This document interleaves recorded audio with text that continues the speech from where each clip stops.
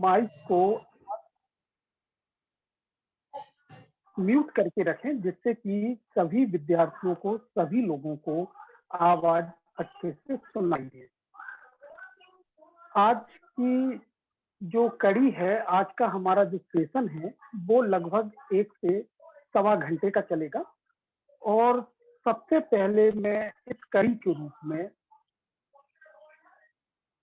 आपको ये बता दूं कि जो हमारे मुख्य अतिथि साहब हैं, मुख्य अतिथि साहब का स्वागत, आदरणीय धर्मेंद्र सर का जो स्वागत है, हमारे अध्यक्ष महोदय, सबसे पहले हमारे अध्यक्ष महोदय आदरणीय मुख्य अतिथि जी का स्वागत करें।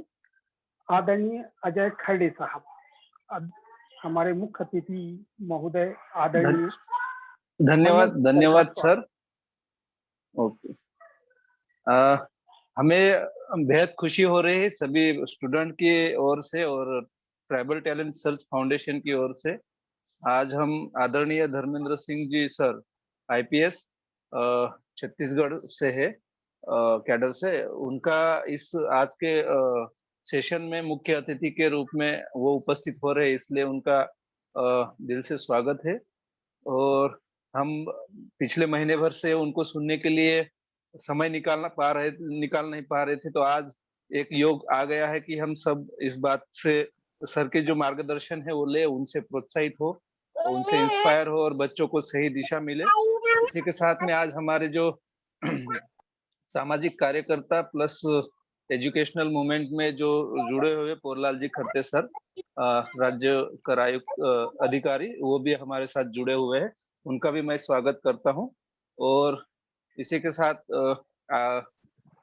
हमारा जो उद्देश्य है आज का, जो हमारा मिशन है, उसका मुख्य उद्देश्य भी मैं इसी के साथ आपको एक्सप्लेन कर देता हूं कि जो हमारे ग्रामीण इलाके में चाहे शहरी इलाके में जो गरीब बच्चे होते हैं, ज्यादातर बैकवर्ड क्लासेस के होते हैं, उनको सही दिशा मार्गदर्शन या फाइनेंशियल या और कोई जरूरत की वजह से वो उनका एजुकेशन जो होता है, higher education plus competitive exams में आगे बढ़ नहीं पाते, उनको एक प्लेटफॉर्म फ्री में उपलब्ध कराना हमारा मकसद है।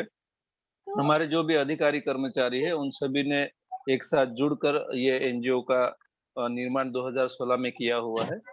हमारा ये कोविड से पहले वाला जो प्रोग्राम रहता था, उसमें इस तरह रहता था कि हम पूरे साल भर में एक मेला भरते थे। एजुकेशन हर जगह पे अलग अलग मेले भरते हैं। हमारा एक शैक्षणिक मेला भरता था युवाओं का, आदिवासी युवा स्पर्धा परीक्षा महामेला करके। और उस मेला में हम उससे पहले जो बच्चे हैं, उनका हम हर डिस्ट्रिक्ट के तहसील प्लेस पर एक सिलेक्शन के लिए एग्जाम कंडक्ट करते हैं। उसमें उस एग्जाम में सभी जो पार्टिसिपेंट है वो पुअर कंडीशन के होते हैं, बैकवर्ड क्लास के होते हैं, और जो बच्चे उसमें अपियर होते हैं उनमें से टॉप 20 स्टूडेंट हम निकालते हैं और उनको पूरे साल का जो भी अच्छी जो नामांकित या रेपुटेड कोचिंग इंस्टीट्यूट में भेजते हैं, और उसका पूरा जो खर्चा है उसका वहन ट्राइबल टैलेंट सर्च फाउंडेशन यानी टीटीएसएफ करता है। वैसे हमारे 2016 batch, 17 batch, 18 batch, 19 batch, 4 batch अभी तक सक्सेसफुली उस कोचिंग का लाभ ले पाई है। उसी के साथ में हम कुछ इलाके में संडे लेक्चर्स जो है हर संडे लेक्चर्स का आयोजन करते रहे हैं। तो इसी के साथ एक दो जगह पे हमारी रीडिंग रूम्स भी है, लाइब्रेरीज भी बनी हुई है, और अलग अलग इलाके में उसका काम अभी जारी है। और इंडिविजुअल तौर पे जो भी लोग हमें कोई रिक्वेस्ट करते हैं, किसी चीज की जरूरत होती है, तो उनको भी हम सभी का अप्रूवल लेके उनको हम हेल्प करते रहते हैं। यही हमारा मिशन है कि हमारे जो बैकवर्ड इलाका है वहाँ पे अभी भी एजुकेशन जिस लेवल में आना चाहिए उस लेवल तक, दर्जे तक पहुंचना है। और वहाँ के जो युवा है उनमें अभी भी एक न्यूनगंड बना हुआ है। अभी भी अंडर प्रेशर रहते हैं, बड़े बड़े करियर के लिए वो सोचना तक नहीं चाहते, उनको उस तक लेवल तक पहुंचे, वो सोचने तक पहुंचे, ये हमारी कोशिश रहती है।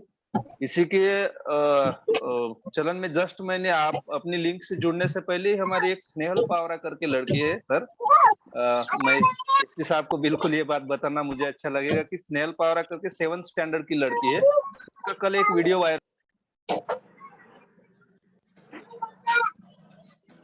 मिनट का एक्सपेरिमेंट हमें ग्रुप पर डाला था, इंग्लिश में पूरा बात कर रही थी वो, और बहुत अच्छी तरह से उसने उसको एक्सप्लेन किया।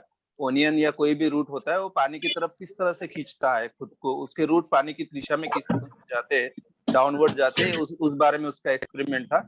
हमें बहुत अच्छा लगा। उससे मैंने जस्ट बात की तो उसने बोला कि सर मेरा भी करियर जो है इन फ्यूचर आईएएस आईपीएस का ही है, उसी में मुझे करियर करना है, और अभी मैं 7th स्टैंडर्ड में हूँ, तो आप जैसे ऑफिसर्स अगर मेरे साथ जुड़ जाएंगे तो मुझे कोई दिक्कत नहीं होगी। बिल्कुल सातपुड़ा जो पहाड़ी है उसके पहाड़ी में उनका गांव है खामखेड़ा करके, वहां से रहने वाली वो लड़की है। और उससे मैंने बात की तो मुझे लग रहा है कि ऐसे इस तरह से 2-2 मिनट भी उनसे बात हो जाती है बच्चों से, तो बहुत ही उनको एक सही दिशा मिल जाती है। और हमारी कोशिश ये है कि बच्चों को सही दिशा राय और इंस्पिरेशन दे, मोटिवेट करे, और उनको जो भी जरूरी चीजें होती है हमारे लेवल पे हम उनको देने की कोशिश करें। इसी कड़ी में ये हमारा जो अभी मिशन आईएएस ऑनलाइन चल रहा है, हरीश मौर्य सर के और लक्ष्मण जो है हमारे टीटीएसपी युवा के अध्यक्ष, उनकी अगुवाई में 1 साल के ऊपर 1 महीना हो गया, अभी 13 महीने से अविरत हम हर संडे लेक्चर दे रहे हैं, और बीच-बीच में जो भी बच्चों को इंस्पायर करने के लिए, मोटिवेट करने के लिए आप जैसे जो अनुभवी और अलग-अलग ओहदे पे पहुंचे हुए ऑफिसर्स हैं, उनको बुला के हम बच्चों को मार्गदर्शन कराते हैं। तो ये हमारा मिशन है सर, और आप जैसे लोग हमारे साथ जुड़ेंगे तो युवाओं को और भी ज्यादा प्रोत्साहन मिलेगा।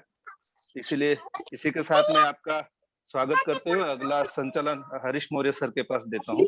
धन्यवाद सर। धन्यवाद आदरणीय अजय खड़े सर। और हमें खुशी है कि हमारा नेतृत्व आदरणीय अजय खड़े सर के पास है। आदरणीय अजय खड़े सर का व्यक्तित्व बहुमुखी प्रतिभा का व्यक्तित्व है। आदरणीय अजय खड़े सर के बारे में मैं गोपाल दास नीरज जी का एक शेर मुझे अभी अभी अभी याद आ रहा है। उनका शेर है कि इतना मालूम है खामोश है सारी महफिल, इतना मालूम है कि खामोश है सारी महफिल, पर ना मालूम ये खामोशी कहाँ तक पहुंचे।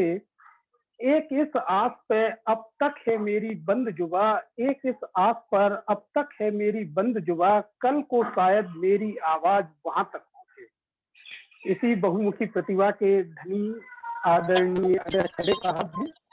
और अजय खड़े साहब की जो मुहिम है वो मैं ऐसे क्षेत्र तक पहुंचाने की है जहां दूर दूर तक विद्यार्थी हैं और उन विद्यार्थियों के पास संसाधनों का अभाव है।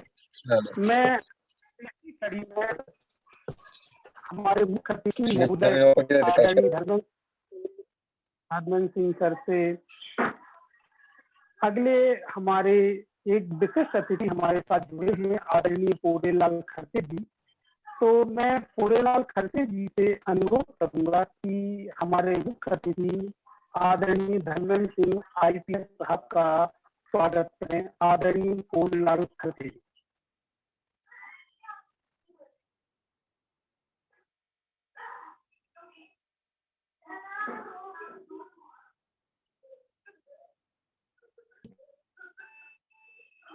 खरसे सर, आपको मेरी आवाज पहुंच पा रही है क्या? जी पहुंच रही है आपकी आवाज। जी बहुत बहुत शुक्रिया आदरणीय हरीश मौर्य साहब।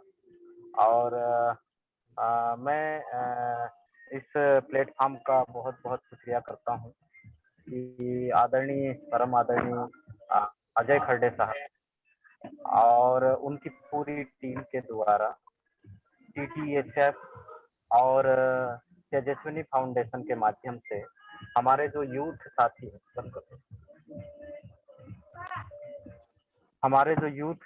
है उनको लगातार मार्गदर्शन प्रदान कर रहे हैं। और इस बात की भी खुशी है, मैं ज़्यादा समय इससे नहीं लूँगा कि आदरणीय सिंह साहब को हम सुनेंगे, जो जिस मकसद के लिए हम लोग ये साहब को बुलाए हैं और हमारे बच्चों को बात को जानना है या मोटिवेशन मिलना है, उनको ही हम सुनेंगे। तो टीटीएसएफ और तेजस्विनी फाउंडेशन के माध्यम से निरंतर रूप से, क्योंकि कोरोना महामारी पूरी दुनिया में जो हाहाकार मचाया, उसके बावजूद भी आदरणीय सर और उनकी टीम ने लगातार इस प्रयास को निरंतर रखा। और हरीश मौर्य साहब को मैं सैल्यूट करना चाहूँगा कि इतने 1 साल से ज़्यादा समय में भी चूँकि लगातार बात होती है हम लोगों की, तो एक ही पीरियड एक ही क्लास अभी तक मिस की है और कंटिन्यू पढ़ाना, स्टडी करना और पीपीटी तैयार करना, बच्चों के साथ में मिलना और उनके जो क्वेश्चन्स हैं, उनको उनकी जो जिज्ञासा है, उनको भी सैटिस्फाई करना, ये एक बहुत बड़ी बात होती है। तो मैं आपकी पूरी टीम को सैल्यूट करता हूँ और साथ ही साथ आज इस मंच पे हमारे परम आदरणीय धर्मेंद्र सिंह साहब उपस्थित हुए हैं। उनके लिए मैं हमारी सोसाइटी की तरफ से, चूँकि हम सोशल मूवमेंट से जुड़े हुए हैं, तो जो निचले तबके के लोग हैं, उनकी तरफ से आप जैसे लोगों को हम सैल्यूट करते हैं। आप जैसे लोगों की वजह से ही हमारे लोगों को मोटिवेशन मिलता है और आप जैसे लोगों की वजह से ही हम जैसे लोगों को विश्वास और आत्मविश्वास जगता है और आप जैसे लोगों की वजह से ही आज जो व्यवस्था चरमरा रही है, उसको दुरुस्त करने में हम लोगों को आत्मविश्वास, आत्मबल मिलता है। और विशेष करके आज जो यूथ जुड़े हुए हैं या जो कॉम्पिटिटिव एग्जाम की तैयारी कर रहे हैं, मैं उनको छोटा-सा मैसेज देना चाहूँगा कि आप निरंतर स्टडी कीजिए और जो हमारे एक्सपर्ट्स हैं या जो सक्सेस पर्सनालिटी हैं, उन लोगों के साथ में निरंतर टच में रहें और उनके मार्गदर्शन में हार्ड वर्क करें और अपना जो शेड्यूल है, शेड्यूल बना के स्टडी करें और डेली हम स्टडी करें, भले 4 घंटे करें, 5 घंटे करें, वो मायना नहीं रहता, लेकिन निरंतर रहना एक बहुत बड़ी बात होती है। तो यदि हम पूरे मनोबल से तैयारी में जुट जाते हैं, तो सफलता आपके कदम चूमती है। मैं पुनः आदरणीय धर्मेंद्र सिंह साहब का इस मंच पर हार्दिक स्वागत, अभिनंदन करता हूं और हम ऐसी अपेक्षा रखेंगे, ऐसी इच्छा रखेंगे कि आप और आप जैसे लोग इस मंच के साथ में निरंतर जुड़ते रहें और हम जैसे लोगों को निरंतर मार्गदर्शन देते रहें। शुक्रिया आदरणीय हरीश मौर्य साहब।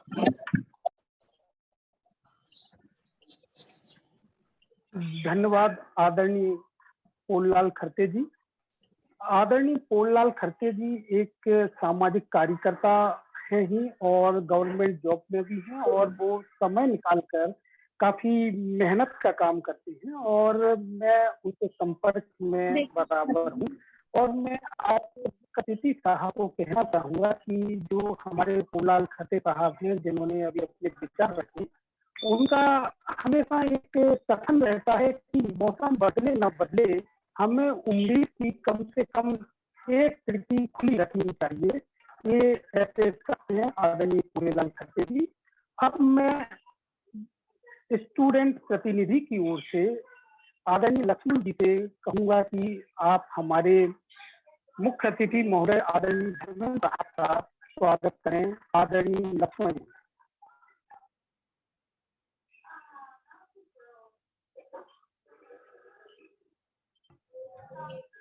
धन्यवाद हरीश मौर्य सर। आज के इस प्रोग्राम के लिए हमने कुछ दिनों से स्टूडेंट को प्रसिद्धि की जाहिर किया और अच्छे से हमारे जो स्टूडेंट है वो भी जुड़े हैं आज। तो सम्माननीय धर्मेंद्र सिंह सर IPS, उनका मैं हमारे इस मंच पे हमारे स्टूडेंट को गाइडेंस करने के लिए हमारे मंच पे आई, इसलिए उनका मैं बहुत बहुत स्वागत करता हूँ। और साथ में ही मैं पोललाल खरते सर और माननीय जय जी खरडे सर और हमारे इस प्रोग्राम को जो संचालन कर रहे हैं हरीश मौर्य सर, उनका भी इस हमारे मंच पर आज के कार्यक्रम के लिए मैं स्वागत करता हूं। धन्यवाद। धन्यवाद लक्ष्मण जी। अब मैं अपनी तरफ से आदरणीय धर्मेंद्र सिंह सर, पुलिस अधीक्षक डायल 112 रायपुर छत्तीसगढ़ का मैं स्वागत करता हूं।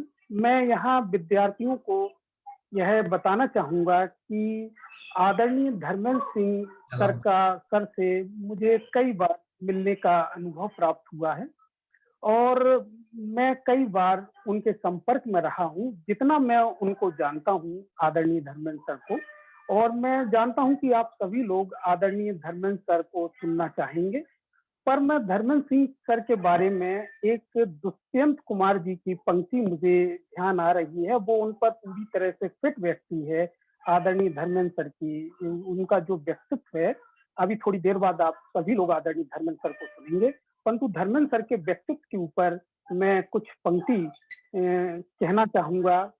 पंक्ति है कि हो गई पीर पर्वत सी पिघलनी चाहिए, हो गई पीर पर्वत सी पिघलनी चाहिए, इस हिमालय से कोई गंगा निकलनी चाहिए।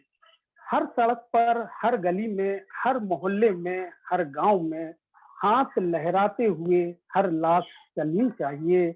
सिर्फ हंगामा खड़ा करना मेरा मकसद नहीं है, सिर्फ हंगामा खड़ा करना मेरा मकसद नहीं है, मेरी कोशिश है कि ये सूरत बदलनी चाहिए। मेरे सीने में नहीं तो तेरे सीने में सही, मेरे सीने में नहीं तो तेरे सीने में सही, हो कहीं भी आग लेकिन आग जलनी चाहिए, हो कहीं भी आग लेकिन आग जलनी चाहिए। ये पूरी जो दुष्यंत कुमार साहब की कुछ पंक्तियां हैं, आदरणीय हमारे Dharmendra Singh sir IPS sir पर बिल्कुल बैठती हैं। बिल्कुल इसी तरह का उनका व्यक्तित्व है, इसी तरह से वो परिवर्तन, समाज को परिवर्तित करने में, अपनी पुलिस की पूरी नौकरी में इसी तरह का उनका व्यक्तित्व रहा है, जहां तक मैं समझता हूँ। तो इन्हीं पंक्तियों के साथ मैं आदरणीय धर्मेंद्र सिंह आईपीएस सर का बहुत बहुत अभिनंदन करता हूँ, वंदन करता हूँ। और मैं सर को ये बता दूं, आदरणीय सर को, कि हमारा जो टीटीएसएफ ग्रुप है, तेजस्विनी फाउंडेशन जो हमारा चैनल है, हम उन स्टूडेंट तक अपनी बात को पहुंचाते हैं जो स्टूडेंट आर्थिक रूप से कमजोर हैं, जो स्टूडेंट यह छोड़ चुके हैं कि हम यूपीएससी या पीएससी या अन्य किसी एग्जाम को हम नहीं निकाल पाएंगे। ऐसे स्टूडेंट में आदरणीय अजय खरडे सर उनमें उत्साह जागृत करते हैं, उत्साह देते हैं, ताकि वो स्टूडेंट मुख्य धारा से जुड़ सकें। ये पूरा छात्र हित में पूरा का पूरा एनजीओ संचालित हो रहा है। अब इन्हीं के साथ मैं आदरणीय धर्मेंद्र सर का पुनः अभिनंदन करता हूँ, और मैं आदरणीय धर्मेंद्र सर से निवेदन करूंगा कि आप अपने विचार स्टूडेंट के सामने रखें, जिससे स्टूडेंट आपके विचारों से लाभान्वित हो और उत्साह माननीय आदरणीय Dharmendra Singh sir. Thank you Harish भाई, आपने कुछ मेरे बारे में ज्यादा ही बता दिया। सबसे पहले तो मैं धन्यवाद करूंगा आपके तेजस्विनी फाउंडेशन का, जिसने आज मुझे मौका दिया और आपसे रूबरू होने का। अजय खरडे साहब और हरीश और कोरलाल साहब, आप सभी का धन्यवाद, और बच्चों का भी धन्यवाद कि आपसे मैं आज रूबरू हो रहा हूँ। पुलिस वालों का जो छवि होती है हमेशा एक नेगेटिव टाइप की होती है, एजुकेशन से कोई ज्यादा पाला नहीं पड़ता हमारा। फिर भी चूंकि आप इतना अच्छा काम कर रहे हैं अजय सर और हरीश और कोरलाल साहब, आप सभी को बहुत बहुत धन्यवाद। आप ऐसे तबके के साथ काम कर रहे हैं जिनको वो सारी चीजें नहीं मिलती, और उनको कंपटीशन उन इंग्लिश मीडियम वाले स्कूल वालों के लड़कों के साथ जो बहुत हाई फाई अपने आप को समझते हैं, उनसे आप लोगों को डरना नहीं है बच्चों। सबसे बड़ी बात यह है कि आप अपना एक लक्ष्य निर्धारण करें, और लक्ष्य जो है हमारा दिमाग में बनता है। लक्ष्य अगर दिमाग में बना रहा है तो उसको कागज पे भी उतारना हमारा फर्ज होता है, और जिस व्यक्ति ने अपना लक्ष्य बना के दिमाग में और कागज पे उतार लिया, वो आदमी सफल हो जाता है। और इसमें क्या है, सीरियसनेस की बहुत जरूरत है। आपको सीरियस होना है कि आपने क्या लक्ष्य निर्धारण किया है, आप क्या पाना चाहते हैं, और आप उसको करेंगे कैसे करेंगे। आप देखेंगे मेरे जमाने में, मैं तो आज से 25 साल पहले दिया था, और हम बिल्कुल हिंदी मीडियम के लोग थे, और 5वें के बाद 6वें के बाद हमको ए और बी और एप्पल ये सिखाया जाता था। और उस समय परिस्थितियां भी ऐसी थी कि कोचिंग का कोई वही नहीं था, मतलब कोई मार्गदर्शन नहीं था। हम यूपीएससी और पीएससी को भी नहीं जानते थे कि कब क्या परीक्षा होती है। हमने लक्ष्य निर्धारण कर लिया था कि पटवारी या मास्टर बनना है। तो चूंकि मेरे पिताजी टीचर हुआ करते थे, तो वो कहते थे बेटा नौकरी लग जाए जल्दी से, तो और बच्चों का भी एजुकेशन हो। तो इसी लक्ष्य को लेके मैं अपने कॉलेज गया, तो कॉलेज में वहां मालूम पड़ा कि भाई एक यूपीएससी भी और पीएससी भी होती है, उसमें भी कुछ निकलते हैं लोग। तो मेरी सभी को शुभकामनाएं हैं कि आप अपना लक्ष्य निर्धारण करें, और उस लक्ष्य को दिमाग में ही ना रखें, उसको कागज पे उतारें, कागज पे उतार के उस लक्ष्य के ऊपर अपना काम करना स्टार्ट करें। और मैंने जो देखा है कि जो जितने बच्चे, आपने सुना होगा कि लाखों बच्चे यूपीएससी, पीएससी देते हैं और अन्य कंपटीशन वाले एग्जाम देते हैं, तो ये लाखों बच्चों में से जो सीरियस होते हैं वो बहुत कम होते हैं। ये आप समझ लीजिए, जो सीरियस बच्चे होते हैं वो 10 से 15% होते हैं, इससे भी कम होंगे। मेरे को नहीं लगता है, अजय साहब को सही पता होगा भी, 10-15% से लोग सीरियस होते हैं, बाकी लड़के सिर्फ ऐसे ही देते हैं। हमारे यहाँ भी हमारे साथी कई थे, बोले क्या कर रहे हैं, बोले मैं पीएससी का एग्जाम दे के आया, तैयारी की नहीं की, बस दे के आ गए परीक्षा। तो ऐसे 50% लोग होते हैं जो सिर्फ जाके दे जाते हैं।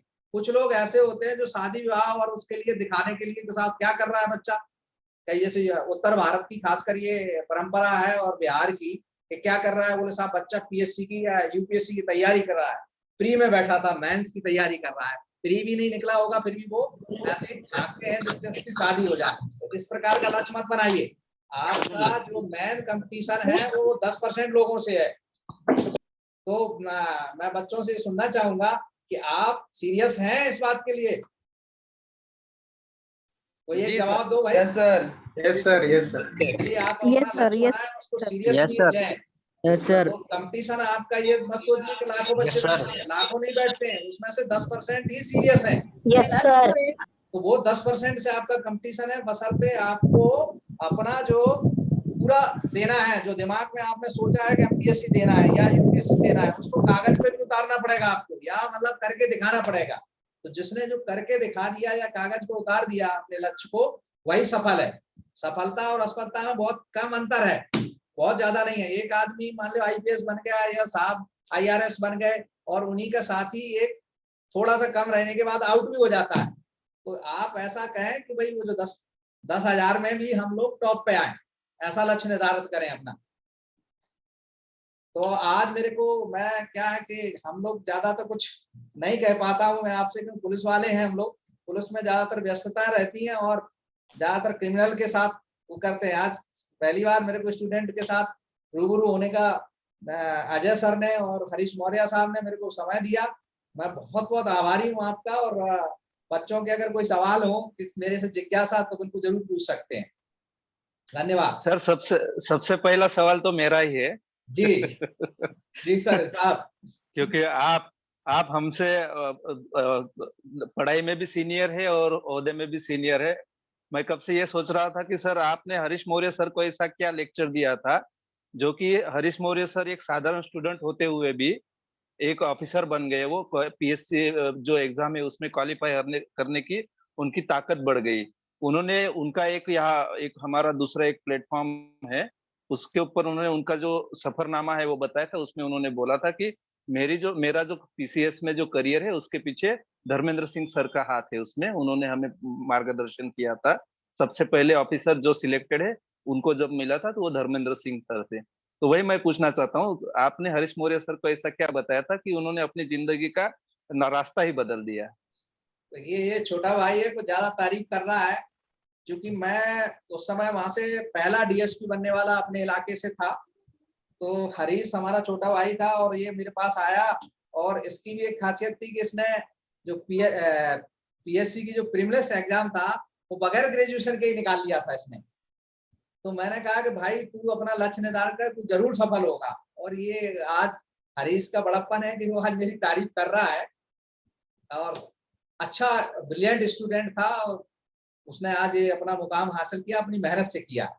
तो मैं सोचता हूँ कि ऐसा सारे बच्चे अपना लक्ष्य निर्धारण करें और उसको कागज पे जरूर उतारें, दिमाग में ही नहीं रहने दें। कई लोग सपने देखते हैं, बस सपने देखना बुरी बात नहीं है, लेकिन सपनों को हकीकत में बदलना सबसे बड़ी बात है। और सपनों को हकीकत में लोग बदल देते हैं। हम और आप जैसे ही लोग हैं जो आज इस पद पे आ रहे हैं। और मुझे लगता है कि ज्यादातर जो ग्रामीण पृष्ठभूमि के लोग हैं वही आज यूपीएससी और उसमें जाते हैं, क्योंकि ज्यादा बड़े लोगों को तो उसकी आवश्यकता है नहीं इस नौकरी करने की। और नौकरी के साथ साथ जहां हम कुछ कर सकें, तो आप अपना लक्ष्य जरूर निर्धारण करें। और हरीश को मैंने कुछ ज्यादा नहीं बताया था, क्योंकि हरीश हमारा कांटेक्ट में रहा, और हरीश का जो बड़प्पन है, और आज वो मेरे बारे में ऐसा कुछ बताता है।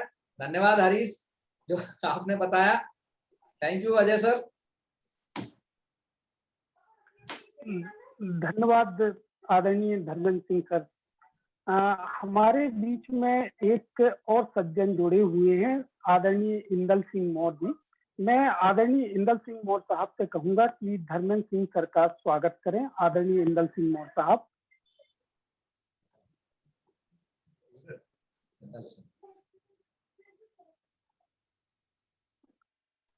हेलो। हाँ सर, आपकी आवाज आ रही है, आप स्वागत कीजिए धर्मेंद्र सर का। हाँ, मैं थोड़ा सा आउट स्टेशन था, फिर भी शॉर्ट में मैं आज की मीटिंग के आपके जितने भी संचालन करता मेरे छोटे भाई अनुज हरीश मौर्य, आदरणीय खड़े सर, हमारे परम मित्र धर्मेंद्र सिंह छावे जी का मैं आज के इस प्रोग्राम में स्वागत करता हूं। और मुझे खुशी हो रही है कि हम लोग इतने दिनों बाद इस प्लेटफॉर्म पे बात कर पा रहे हैं। अभी थोड़ा सा मैं आउट स्टेशन पर था, फिर भी चूंकि हरीश जी ने मुझे पहले से बताया कि आज ज्वाइन करना है एक मित्र के साथ, में थोड़ा सा प्रोग्राम में निकला था। अरे तुम्हारी आज आवाज सुनने को मिली भाई इंदल सिंह जी, हमारे बैच का सबसे ब्रिलियंट स्टूडेंट। हम इसको देख के जलते थे कि इसके इतने नंबर क्यों आते हैं। हमारे साथियों में सबसे होशियार आदमी इंदल सिंह हुआ करते थे। चलिए, बहुत बहुत स्वागत है। आप अपने इन विद्यार्थियों को मार्गदर्शित करें, मोटिवेट करें। इसी के साथ मैं ज्यादा कुछ नहीं कहूंगा कि मैं इन विद्यार्थियों के लिए भी कहना चाहूंगा कि हमारे साथी जो एसपी धर्मेंद्र सिंह जी हैं और भी आपके साथ में जुड़े हुए महानुभाव अच्छे अच्छे पदों पे आसीन, इनसे प्रेरित होकर आप भी अपना कैरियर संवारें। मेरी तरफ से मैं सभी को के उज्जवल भविष्य की कामना करता हूं। आगे मैं हरीश जी को इस मंच को संचालित करने के लिए सौंपता हूं। धन्यवाद आदरणीय इंदल सिंह मौर्य साहब। अब चूंकि हम थोड़ी देर बाद हमारे जितने भी विद्यार्थी हैं, अगर आदरणीय धर्मेंद्र सर से उनको जो भी कोई सवाल पूछना है तो आप अपना सवाल तैयार रखिए। उसके पहले मैं धर्मेंद्र सर से एक क्वेश्चन है मेरा, जो कि मतलब जहां तक मुझे याद आ रहा है कि धर्मेंद्र सर का इंजीनियरिंग कॉलेज में, एग्रीकल्चर इंजीनियरिंग कॉलेज में सिलेक्शन हुआ था, परंतु वह अपनी एग्रीकल्चर इंजीनियरिंग कॉलेज की डिग्री पूरी नहीं कर पाए थे।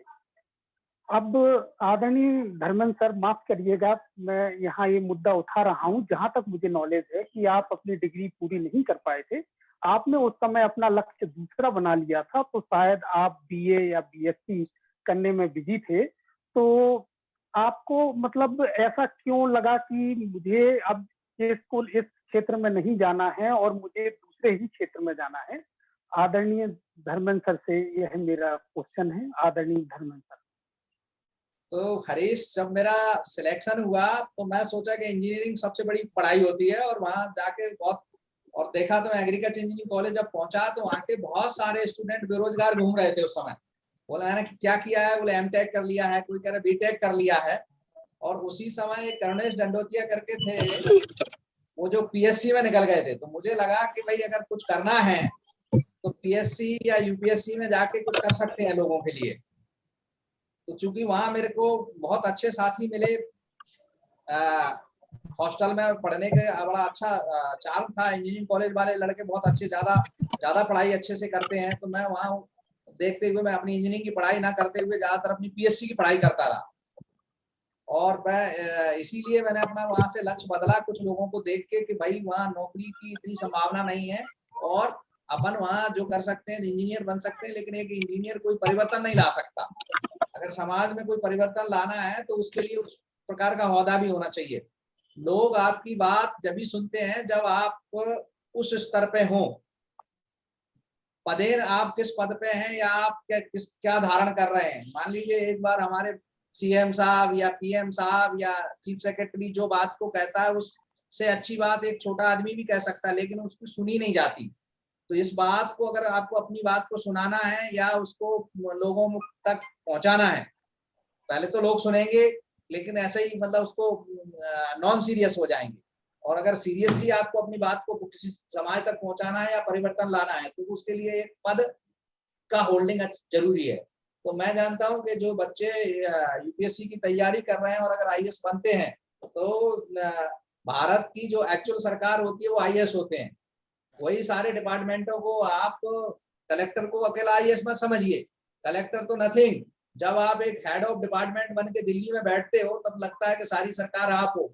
आप नीतियों का निर्धारण करते हैं, आप लोगों को ये बताते हैं कि हाँ यही सरकार है। मतलब एक मंत्री हो चाहे पीएम हो या सीएम हो, वो सिर्फ घोषणाएं करेंगे और नीति में सारी नीति आईएएस बनाते हैं और उसका इम्प्लीमेंटेशन भी सारे आईएएस लोग ही करते हैं या नौकरशाही ही करते हैं। तो इस देश में ब्यूरोक्रेसी मतलब सामाजिक परिवर्तन का एक बहुत बड़ा हथियार है। मतलब ज्यादा बड़ा तो नहीं लेकिन बहुत बड़ा हथियार है। पूरा तो राजनीतिक ही कर सकती है, लेकिन राजनीतिक से अपन नहीं पहुंच सकते वहां, तो अपन को ये बहुत बड़ा हथियार है जिससे आप परिवर्तन ला सकते हैं। इसीलिए मैंने अपना लक्ष्य वहां से छोड़ के वहां किया, जहां जितना मैं परिवर्तन कर सकता हूँ, लोगों को सहायता पहुंचा सकता हूँ, मैं पहुंचाता हूँ।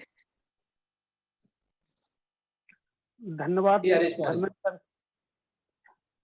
धर्मेंद्र सर का लक्ष्य था, उन्होंने अपना लक्ष्य प्राप्त किया और उन्होंने अपने लक्ष्य पर एकाग्रता रखी।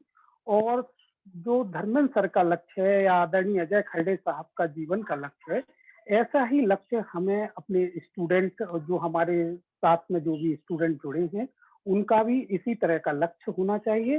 धर्मेंद्र सर का कहना है लक्ष्य एकदम स्पष्ट होना चाहिए।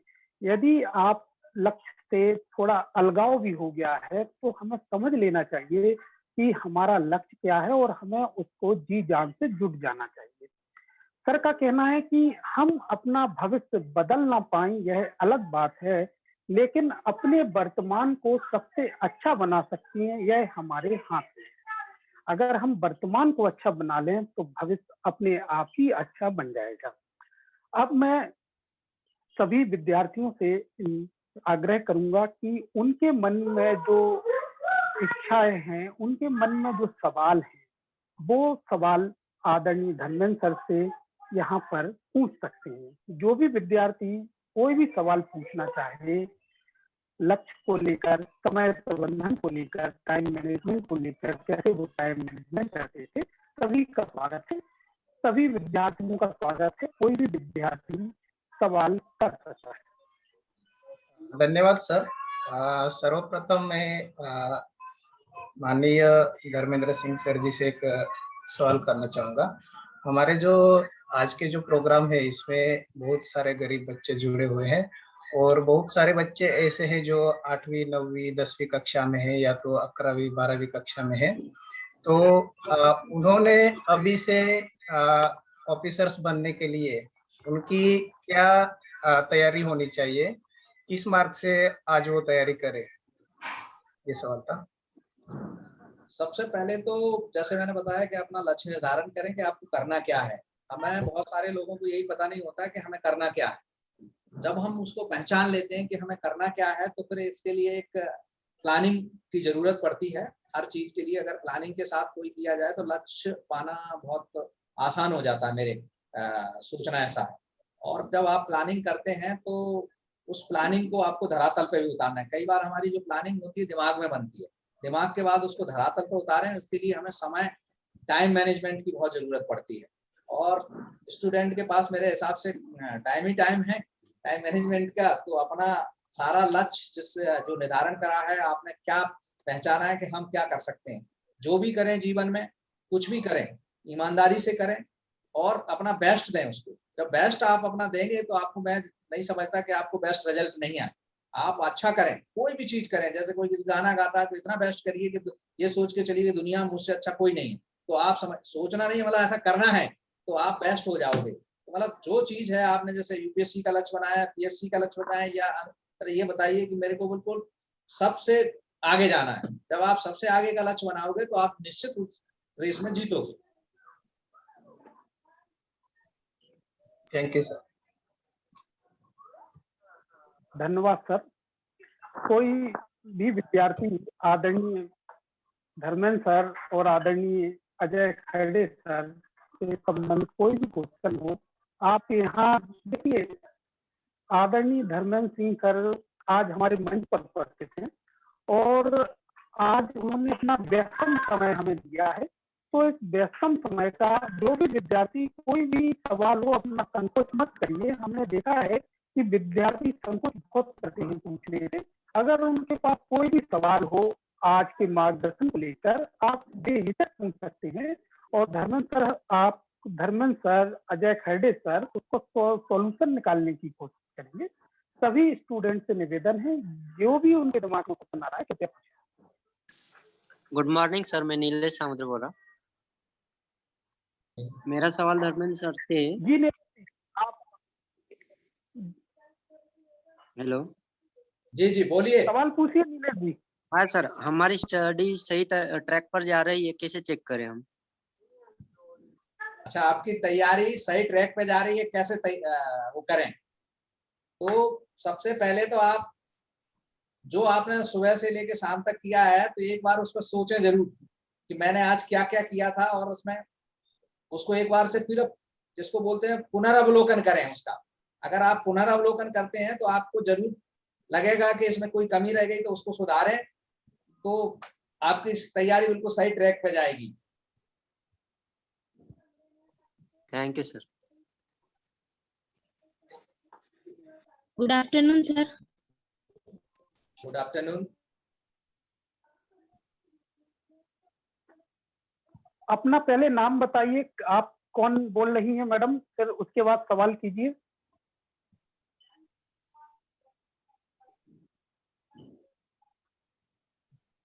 कैसे करूं, मतलब आगे जाके कौन सा सब्जेक्ट लेना चाहिए, या फिर नीट की अगर मैं तैयारी करूं तो आगे उसके आगे क्या करूं, मतलब किस तरह से करूं, कौन सा सब्जेक्ट चुनूं कि मैं आगे जाके उस यूपीएससी के एग्जाम में अच्छे से मतलब एग्जाम दे पाऊं।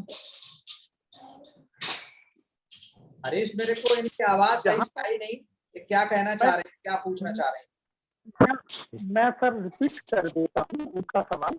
इनका ये कहना है कि मैं अभी नीट की तैयारी कर रही हूँ और भविष्य में यूपीएससी की तैयारी करूंगी, तो कौन सा सब्जेक्ट मैं लूं कि मेरे यूपीएससी उस सब्जेक्ट से निकल जाए। जहां तक मुझे समझ में आया क्वेश्चन ये है। जी, तो मुझे ऐसा लगता है कि ये पहले अपना सिक्योरिटी के इनकी प्रॉब्लम है इनको, कि मैं सिक्योर कैसे हूँ, इसलिए नीट की लक्ष्य बना रही हैं। तो अच्छा है, आप पहले नीट क्लियर करिए और आप ग्रेजुएशन करें, और आपके मेडिकल के भी कुछ सब्जेक्ट होते, चूंकि आप मेडिकल साइंस से वो कर रही हैं, तो मेरे हिसाब से साइंस के सब्जेक्ट चुनना आपको बेहतर होगा, जो आपकी जिस पर पकड़ है।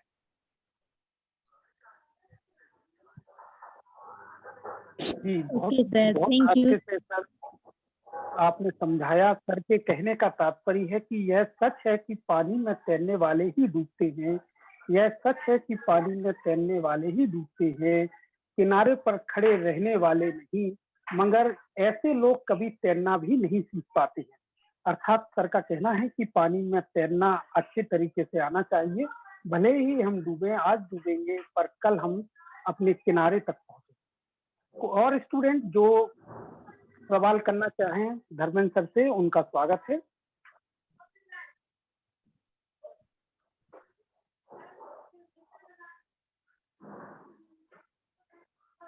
चलिए, जब तक नहाना हो तो गेट लगा ले, गेट किस लगा ले?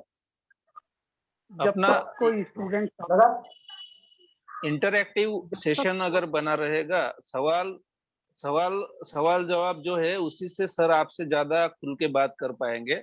इसलिए जो स्टूडेंट है उनको निवेदन है कि आप बात कराओ, सर को बोलने के लिए मजबूर करो आप, ठीक है? ज्यादा से हाँ ज्यादा सर, मैं नीलेश बोल रहा हूँ। हाँ बोलो नीलेश। हाँ सर, ऑप्शनल सब्जेक्ट कैसे चूज करें सर? अभी सर ने जो बताया, उन्होंने ये बोला कि जिस सब्जेक्ट पे आपकी अच्छी पकड़ है उसको ऑप्शनल बनाए। पकड़ का मतलब ये कि जो पढ़ने में आपको इंटरेस्ट आता है और जिसमें आप अच्छी तरह से उस सब्जेक्ट को कवर कर पाते हैं, उसको आपने अच्छी तरह से समझ लिया है, उस सब्जेक्ट को आप आपका ऑप्शनल सब्जेक्ट चुने। उसके लिए ये पहला क्राइटेरिया। दूसरा क्राइटेरिया ये है कि आपके पास में उसका एक रिसोर्स पर्सन भी आपके पास कोई पर्सनल अवेलेबल होना चाहिए, आपको बीच बीच में गाइड करने के लिए। थर्ड, आपके पास में स्टडी मटेरियल उसका अवेलेबल होना चाहिए।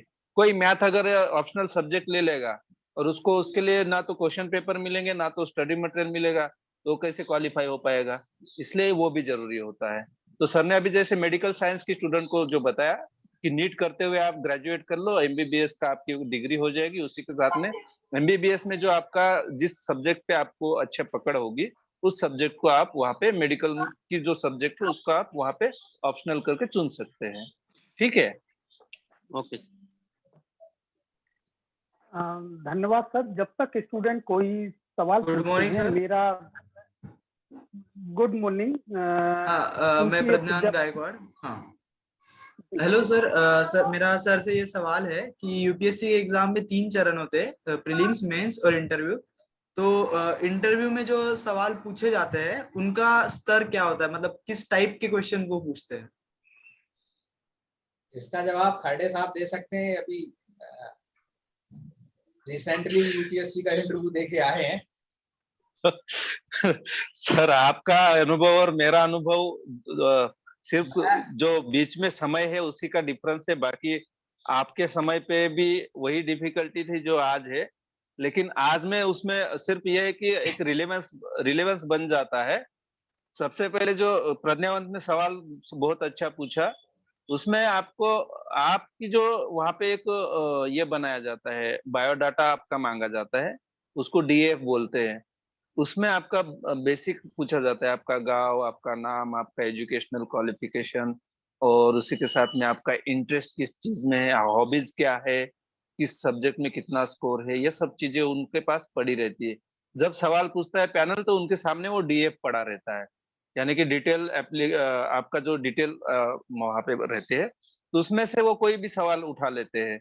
और जिसके पास जैसे करियर का कोई एक्सपीरियंस हो, जैसे मैं था तो मेरे पास में पुलिस का एक्सपीरियंस था या फिर किसी और सर्विस में था। अभी मैं एग्रीकल्चर से जुड़ा हुआ हूँ, मेरे पिताजी एग्रीकल्चर करते हैं, और आज अगर कोई इंटरव्यू देने जाए तो सबसे पहले वो पूछेंगे कि भाई अभी आपके पिताजी एग्रीकल्चरिस्ट है तो आपको एग्री के बारे में अच्छा पता है, तो ये बताए कि जो अभी 3 कानून लाए हैं वो कानून के लिए इतना अपोजिशन किस लिए हो रहा है। इस तरह से रिलेवेंट सवाल तुरंत उठा के पूछ देंगे। दूसरा, जैसे कि प्रज्ञावंत ने पूछा, भाई प्रज्ञावंत तेरा नाम तो बहुत अच्छा है, ये प्रज्ञावंत का मतलब क्या होता है, ऐसा पूछ लिया। उसी इस तरह से सवाल जो होते हैं वो उसी के साथ में बने रहते हैं। सवाल का जवाब देना वहां पे जरूरी नहीं होता है, आप उसको किस तरह से टैकल करते हैं वो जरूरी है। तो आपका नॉलेज जो होता है प्रारंभिक की परीक्षा और मुख्य परीक्षा में आपका नॉलेज चेक हो जाता है, तो आपके नॉलेज को वहां पे ज्यादा वेटेज नहीं होता, 80% आपकी पर्सनैलिटी को वेटेज होता है कि आप जो इस तरह से जो आपसे इमीडिएट आपको उसका जवाब देना चाहिए जिसमें फैक्ट का कोई लेना देना नहीं, उसको आप किस तरह से, आपकी ऑनेस्टी, आपकी इंटीग्रिटी वो चेक करते हैं, आप उनके साथ में किस तरह से बिल्कुल ईमानदारी से फेस कर रहे हैं वो चेक करते हैं। तो इंटरव्यू को फेस करने के लिए आपके पास में अभी सबसे बड़ा हथियार है इथिक्स पेपर, जो कि यूपीएससी की मुख्य परीक्षा में पेपर 4 करके इथिक्स आया है। उसको आप सिर्फ ना पढ़िए, उसको आपकी जिंदगी में उतारो। इथिक्स को अगर आप आपकी जिंदगी में उतारोगे तो आपको इंटरव्यू में सबसे ज्यादा स्कोर मिलेगा। हम सिर्फ एग्जाम देने के लिए पढ़ाई करते हैं, वो छोड़ दो। आप एक पढ़ाई करती है वो आपकी जिंदगी में उस पढ़ाई को एप्लीकेबल बनाने के लिए आप उस पढ़ाई को करो, तो आपको आराम से आप उस तरह से डेवलप हो जाओगे प्रारंभिक और मेंस देते देते कि आप इंटरव्यू के लिए काबिल बन जाओ। ठीक है सर। एक सवाल था, मतलब एक वही उसी पे डाउट था कि लास्ट टाइम अभी अपना हमारा जो एग्जाम हुआ था टीटीएसएफ ने जो लिया था, उसमें अपना अंतिम चरण इंटरव्यू ही था, बट मुझे उस टाइम थोड़ा प्रेशर फील हुआ था इंटरव्यू के पहले। तो उस प्रेशर को, अभी तो इस लेवल पे हमारा ये प्रेशर है, तो जब हम यूपीएससी के एग्जाम में उस प्रेशर को हैंडल करेंगे इंटरव्यू में, तो उसे हैंडल कैसे करना सर? एक्चुअली आपने तो ऑनलाइन इंटरव्यू दिया, वहां पे तो आप लात भी मार सकते थे कैमरे में, फिर भी हमें कोई परेशानी नहीं होती थी। प्रेशर का तो काम ही नहीं था, आप बेझिझक बात कर सकते थे। वहां पे तो हमें फिजिकली जाना होता है, लेकिन यूपीएससी जो होती है उसका पैनल जो होता है इतना कोऑपरेटिव होता है कि आपको प्रेशर फील ही नहीं होने देगा। आपको जाते ही आपको थोड़ा सा कंफर्टेबल बनाएंगे वो पहले, उसके बाद सवाल पूछेंगे। तो आपको दिमाग में ये रखना है कि जैसे मैं गया था इंटरव्यू में, तो सर आईपीएस है और मैं पुलिस में असिस्टेंट पुलिस इंस्पेक्टर था, तो पुलिस की छवि जैसे कि निगेटिव बनी रहती है। तो पैनल वाले भी कोई पुलिस वाले थे नहीं, प्रोफेसर लोग थे, तो मुझे पता था कि पुलिस को ज्यादा खींचेंगे वो, तो मैंने जहां मेरे पास मेरे साथ के 5 कैंडिडेट थे, 6 लोगों का एक पैनल रहता है, तो 6 स्टूडेंट वहां पे जाते हैं। एक ये होता है आफ्टरनून शेड्यूल, मॉर्निंग शेड्यूल। तो 6 स्टूडेंट थे, उनमें से 5 को मैं बोल के गया कि मैं अभी पुलिस वाला बन के नहीं, मानवाधिकार आयोग का सदस्य बन के जा रहा हूँ। और मैंने वहां पे मेरा नजरिया ह्यूमन राइट का बना लिया। उन्होंने जो भी सवाल पूछा तो मैं ह्यूमन राइट एक्टिविस्ट के तौर पे कैसे उसका जवाब दे सकता हूँ, वो सोचते हुए जवाब दिया। तो उनके दिमाग से ये निकल गया कि ये पुलिस वाला नहीं भाई, ये तो आम आदमी लग रहा है, एक ह्यूमन राइट वाला आदमी लग रहा है। इस तरह से मैंने वहां पे उसको टैकल किया। तो हमें वही स्मार्ट वर्क करना होता है कि वो जो पूछ रहे हैं वो उनको नहीं चाहिए होता है, उनको अलग कुछ चाहिए होता है। तो वो समझ और प्रेशर अपने आप में रिलीज हो जाता है। तो आप बिल्कुल कंफर्टेबल हो जाओगे। अगर आपको प्रेशर फील होता है तो वो आपको बिल्कुल बिस्कुट भी खाने के लिए दे देंगे, चाय बुलाएंगे, पानी पिलाएंगे। इस तरह से वो आपको हैंडल कर लेते हैं। ठीक है? Yes sir, thank you. Sir मेरा एक क्वेश्चन है। हेलो जी पूछिए। हेलो सर, आवाज आ रही है क्या? आ रही है आपकी आवाज, पूछिए पूछिए। हाँ सर, मेरा क्वेश्चन पैसेज के बारे में, मतलब अपनी शब्द संपदा बढ़ाने के लिए एडिटोरियल के अलावा और कौन कौन से बुक्स पढ़ने चाहिए?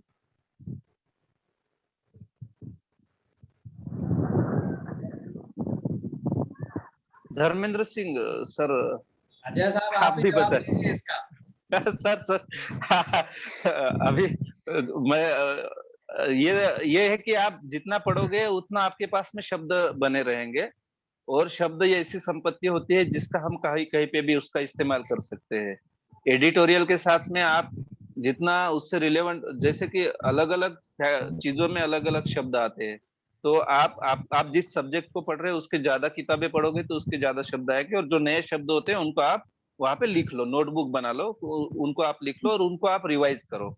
उससे क्या है कि उस शब्द, आपके पास तो संपत्ति बहुत है लेकिन कब कहीं खो जाती है पता नहीं चलता। आपने पढ़ लिया तब लग रहा है आपको सब याद है, लेकिन 2-3 दिन बाद हाँ में सर, आपको कुछ ऐसा याद होता नहीं है, रहता। होता है। तो आप उसकी नोटबुक बना लो। जब मैं पढ़ता था तो मेरी दिक्कत ये थी कि मैं मराठी माध्यम से लिखता था एग्जाम, और मेरे पास में मराठी माध्यम में कोई किताब नहीं थी। तो मैं हिंदी और इंग्लिश स्टडी मटेरियल यूज करता था। तो हिंदी का कोई शब्द आया तो उसको मैं तुरंत मराठी में क्या है उसका मीनिंग हो सकता है वो मैं लिख लेता था, हिंदी मराठी। उसके बाद इंग्लिश आता था तो इंग्लिश मराठी ऐसे लिख लेता था। तो इंग्लिश वाला शब्द मुझे याद है लेकिन उसको मराठी में क्या कहते हैं याद नहीं था। कोई मराठी का शब्द रहता है उसको हिंदी में या इंग्लिश में क्या बोलते हैं वो याद नहीं था। तो मैंने खुद की नोटबुक बना ली थी, उसमें शब्द लिख लेता था।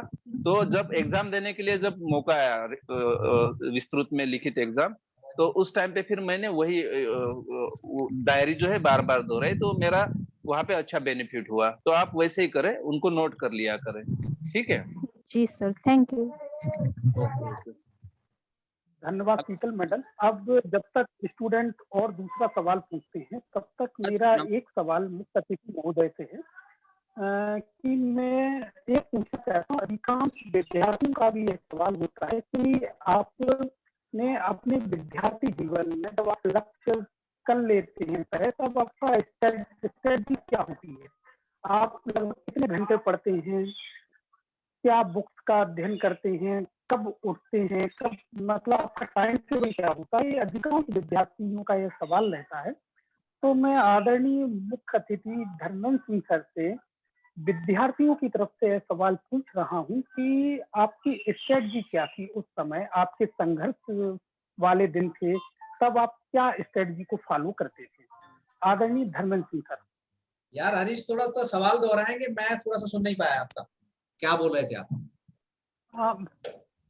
सर सवाल यह है, अधिकांश विद्यार्थियों का ही सवाल है कि जो व्यक्ति सफल हो जाते हैं, जैसे कि आप हैं, अजय खडे सर हैं, तो आप क्या स्ट्रेटजी अपनाते थे? स्ट्रेटजी मतलब क्या आपके सामने चुनौतियां थी और आपने उन चुनौतियों को कैसे पार किया और कैसे आपने इस सफलता को हासिल किया?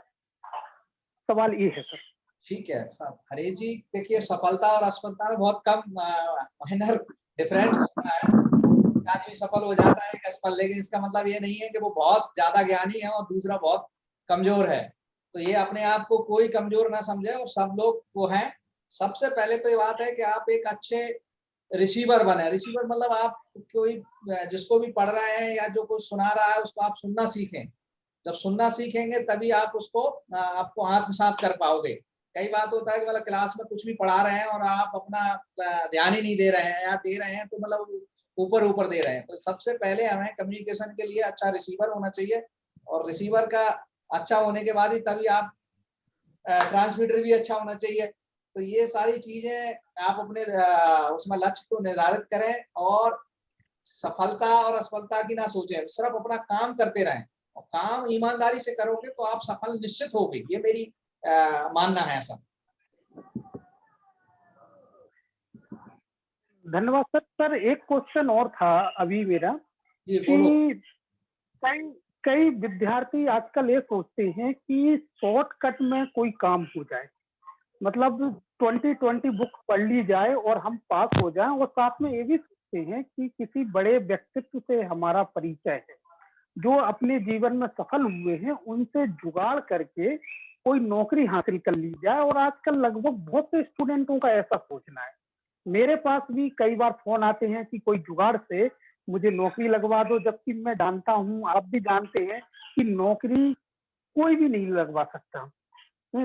तो ऐसा आजकल विद्यार्थी ऐसा भी सोचने लगे हैं। इस पर आपका क्या कहना है सर? ऐसे कई विद्यार्थी यहाँ इस मंच पर भी उपस्थित हैं, वो उनकी ऐसी ही सोच है सर। मैं आपको बताऊंगा हरीश भाई कि क्या है कि आज का जो युवा है बड़ा शॉर्टकट सोच रहा है, और उसको बहुत सारा पैसा चाहिए, मोबाइल चाहिए, ये चाहिए, वो चाहिए, और उसके लिए मेहनत नहीं करेगा। वो सोचता है कि तत्काल मिल जाए। वो जो आज जिस मंच पे जो बैठे हैं या जो थोड़े सफल अपने आप को कहते हैं या हो गए हैं, वो सारे लोगों ने उतनी मेहनत की है, ये आप जरूर समझिए। और जो शॉर्टकट वाली बात कर रहे हैं, तो आज का युवा ये नहीं सोच रहा है कि उसको मेहनत करना है। मेहनत नहीं, आपको वैसे मिल जाए, मैं बस दिमाग में अपना बना के बैठ जाता है। आप जैसे नौकरी की बात की थी, अभी मेरे पास 2 लड़के आए, मेरे बहुत पीछे से लगे थे कि इनको कहीं साहब नौकरी लगवा दीजिए। अपने ही क्षेत्र के हुआ करते थे, नवरा क्षेत्र के। तो मैं अभी लाया उनको, दोनों को ड्राइवरी में यहाँ भर्ती कराया। मतलब मेरे यहाँ एक कंपनी है, टाटा कंपनी, तो मैंने उनके यहाँ इनको ड्राइवर बनवा दिया। ड्राइवर बनने के बाद उनको पता चला कि साहब ये तो 10,000 रुपए मिलेंगे, इसमें तो 10-12 हजार रुपए मिलेंगे। एक के 2-4 दिन 5 दिन किया और वो निकल के भाग गए। आज का युवा क्या है कि धीरे धीरे नहीं बढ़ना चाहता है। जो भी टाटा बिरला या इनकी सबकी कहानी सुनोगे तो अंबानी जी पहले नीचे से ऊपर गए। जो ऊपर ही ऊपर सोचता है वो कभी नहीं बढ़ सकता, नीचे से ही ऊपर। एक आप कहीं लक्ष्य के ऊपर जा रहे हैं, आप कोई ऐसा व्यक्ति बता दीजिए मुझे डायरेक्ट ऊपर वाली सीढ़ी पे पहुंच गए, एक सीढ़ी से दूसरी, दूसरी से तीसरी, तो करना पड़ेगा। और आज का हमारा युवा बोलता है कि हम वो जो टॉप वाले छत पे पहुंच जाए बगैर सीढ़ियों के, तो ये संभव तो नहीं है मेरे हिसाब से। आप लोग और अच्छा प्रकाश डाल सकते हैं, अजय सर अच्छा डालेंगे इस पे प्रकाश। नहीं सर, आपने बता दिया, वही मेरा भी कहना है। हाँ सर, हरीश सर बोलिए। बस सर यही बोलना था कि अधिकतर गांव में से फोन मेरे पास आते हैं, आपके पास भी आते हैं, धर्मेंद्र सर के भी पास आते हैं कि हमारे बच्चे को नौकरी लगवा दें। हालांकि वो नहीं समझ पाते, वो शायद सोचते होंगे कि हम कुछ कर देंगे, उनकी ये सोच रहती होगी। सर एक क्वेश्चन आपसे भी था कि मतलब एक कोटेशन है कि बुरी खबर यह है कि समय उड़ता है, बुरी खबर यह है कि समय उड़ता है, पर अच्छी खबर यह है कि आप उसके पायलट हैं। फिर से दोहराता हूँ, बुरी खबर यह है कि समय उड़ता है, पर अच्छी खबर यह है कि आप इसके पायलट हैं इस समय मैनेजमेंट पर। मैं आपका व्यू जानना चाहूंगा कि आपका व्यू स्टूडेंट के लिए क्या है। मेरे से सवाल है क्या हरीश? सर आप दोनों से ही सवाल है, क्योंकि आप दोनों ही अपने अपने क्षेत्र में विशेषज्ञ हैं, तो आप भी अपना व्यू रखिए बच्चों की। ठीक है, पहले अजय सर बताएं। सर आप बताएं सर। आदरणीय अजय सर, पहले आप मुझे सवाल थोड़ा सा और एक बार बताइए ना। सर एक सवाल सिंपल सा है कि मतलब समय जो है एकदम अपने हाथ से निकल जाता है विद्यार्थियों के, परंतु हम उसके पायलट हैं और चाहे तो उसको रोक सकते हैं, उसका यूज कर सकते हैं। तो एक महान व्यक्ति का कोटेशन आया था और ये कई एग्जाम में भी पूछा गया है कि बुरी खबर है कि समय उड़ता है, पर अच्छी खबर यह है कि हम उसके पायलट हैं। इसका ये मतलब है कि अगर आप पायलट का मतलब क्या है कि समय के साथ चलना है, समय को लेके चलना है। पायलट जो होता है उसका रोल ये होता है कि वो फ्लाइट को लेके चलता है, वैसे हम समय के साथ पायलट बन के चले, समय इसके पीछे ना रह जाए, समय हमारे आगे ना चला जाए। इसलिए अगर एक बार हमारे समय अगर बीत जाता है तो आपके पास जो भी चीजें हैं वो सब मिट्टी बन जाती है, नथिंग। तो जिंदगी में सबसे इंपॉर्टेंट अगर कोई चीज होती है तो वो समय होती है, मौल्यवान चीज होती है तो समय होती है। आपके पास बहुत सारा पैसा है और आपके पास अगर समय को अगर आप समझ नहीं पाए तो वो पैसा भी आपको काम में नहीं आएगा। इसलिए जो चीज जिस समय पे करनी चाहिए उसी समय पे उस चीज के लिए हमें फोकस करना है। जैसे आप कॉम्पिटिटिव एग्जाम की बात करें, आपके पास में उन 21 साल से लेके 32 साल 33 साल या बैकवर्ड क्लास में 35 ईयर तक की आपके पास में उम्र है, उस उम्र में ही आप कॉम्पिटिटिव एग्जाम क्वालिफाई कर पा सकते हैं या आईएएस बन सकते हैं। अब आप 35 क्रॉस कर दोगे या 37 क्रॉस कर दोगे, उसके बाद में या फिर ओपन कैटेगरी का होगा 32 33 क्रॉस कर देगा, उसके बाद वो दिमाग में लाएगा यार मुझे आईएएस बनना था, कुछ नहीं कर सकता। तो जो चीज जिस समय पे करनी चाहिए उसी समय पे उस चीज को एक्चुअल में कर लेना चाहिए। हर चीज के लिए समय बना रहता है। दूसरी बात यह है कि हम जो है जिंदगी को समय के साथ मिलजुल कर चलना है, समय को साथ लेके चलना है। इसलिए आप जो है आपका शेड्यूल जो है, आपका आज का दिन जो है, ये इतना इम्पोर्टेंट है कि आज के दिन में आपने कोई ना कोई कमाई करना बहुत जरूरी है। कमाई का मतलब पैसा नहीं है, जो अपनी जिंदगी को इजाफा दे सके, इम्प्रूव कर सके और ज्यादा खुशहाल कर सके और ज्यादा सराहनीय बना सके, इसके लिए आपने आज क्या कमाई की वो ज्यादा इम्पोर्टेंट है। आज का उदाहरण बताता हूँ कि मैं एक प्रोग्राम में आया हुआ हूँ। मेरा जो उज्जैन है, उज्जैन से मैं 4.5 घंटे का रन करके बाहर कुक्षी में आया हुआ हूँ। कुक्षी में एक ओपनिंग सेरेमनी चल रहा है और वहां पे मैंने दस्तक दे दी, विजिट कर लिया, लेकिन तुरंत मैं यहाँ पे एक से आइसोलेशन वाला जो एरिया है, एक ऑफिस है, वहां पे आके बैठ गया। 11 बजे सर का प्रोग्राम है, उस प्रोग्राम में हमें समय देना है और उस प्रोग्राम के लिए हमने समय निकालना है, ये मेरी जिम्मेदारी थी। ना तो मैंने उनको बताया कि मेरा ये प्रॉब्लम है, ना तो मैंने अपनी यूनिट से बात की इस बारे में कि मुझे ऐसा-ऐसा करना है। ये मेरी जिम्मेदारी है कि मैं आज का समय आपके लिए कैसे बेहतर बना सकूँ, यूटिलाइज़ कर सकूँ। इसी तरह स्टूडेंट जो होते हैं, स्टूडेंट ने अपनी ज़िंदगी में जो फालतू समय जाता है, जिसको आप ऐसे ही बर्बाद करते हो, उसको यूटिलाइज़ कैसे कर ले? उसमें खुद को कैसे ज़्यादा डेवलप करने के लिए उस समय का इस्तेमाल कैसे कर ले, ये बहुत ज़रूरी होता है। तो समय का सही इस्तेमाल करने के लिए समय के पाबंद होना ज़रूरी है, प्लानिंग के साथ ज़िंदगी जीना ज़रूरी है। आपका टारगेट सर ने जैसे बताया लक्ष्य आपके पास में होना चाहिए, तो लक्ष्य हासिल करने के लिए भी समय सीमा तय कर लेनी चाहिए और उस समय सीमा के ऊपर खुद को पाबंद रखना बहुत ज़रूरी है। यही मेरा सार निकल सकता है सर। आपने जो बताया कि समय एक जो आपने कोटेशन दिया था उसका मैं इस तरह से मेरी समझ ये है। ठीक है सर। नहीं सर, बहुत ये मतलब बेहतर तरीके से एक तो बहुत पुरानी कहावत टाइप की है कि काल करे सो आज कर, आज करे सो अब। और दूसरी तरह से लोग सोचते हैं कि आज करे सो काल कर, काल करे सो परसों। और जब इतनी भी क्या जल्दी है जब जीना है परसों। तो अब आपको सोचना है स्टूडेंट कि आप कौन से उस मैनेजमेंट में जाना चाहते हैं। दोनों प्रकार के मैनेजमेंट यहाँ उपलब्ध है, तो आपको जिसमें भी जाना है। और मेरे हिसाब से पहले वाला ठीक है कि आप समय पे अपनी चीज को करें तो वही ठीक है, नहीं समय फिर किसी के लिए रुकता नहीं है। मतलब समय ऐसा नहीं है कि आपका इंतजार करे, आप इंतजार कर सकते हैं समय का। तो आप अपने समय को बिल्कुल मैनेजमेंट करके और अपने लक्ष्य की तरफ बढ़िए, सफलता आपको मिलेगी। यही मेरा सभी को शुभेच्छाएं हैं। और आप सभी भविष्य में आईएएस अफसर बने, पीसीएस अफसर बने, या पीएससी में बने और अन्य पदों पे जाएं। तो मेरी सभी को सब शुभकामनाएं। धन्यवाद धर्मेंद्र सर। एक क्वेश्चन आपसे और है सर कि अभी आप वर्तमान में रायपुर में छत्तीसगढ़ में पुलिस अधीक्षक डायल 112 के पद पर है। ट्रांसफर तो डायल 112 का चलिए कहाँ पर हो गया सर? मैं यहाँ कमांडेंट तीसरी वाहिनी है यहाँ मिसेज सशस्त्र बल की, उसमें चला गया हूँ। चलिए सर, ट्रांसफर आपका हो गया है, हमें इसकी जानकारी इमरजेंसी के बारे में आप कुछ पूछना चाह रहे थे तो हाँ, बताता हूँ। हाँ, हम यह पूछ रहे थे कि सर डायल 112 का कार्य क्षेत्र जो है पूरा छत्तीसगढ़ होगा मेरे ख्याल से, यहाँ के आप पुलिस अधीक्षक हैं, तो वहाँ की कार्यक्रम क्या है? डायल 112 की क्या काम करते हैं आप, कैसे उनको मार्गदर्शन करते हैं पूरे राज्य में डायल 112 को? ये भारत सरकार की एक समग्र योजना है, जो इंटीग्रेटेड प्रोग्राम है, जो भारत सरकार और राज्य सरकारों के सहयोग से एक नंबर दिया गया है डायल 112 वाला 112। जैसे अमेरिका में एक नंबर चलता है, कितना नंबर है अमेरिका में?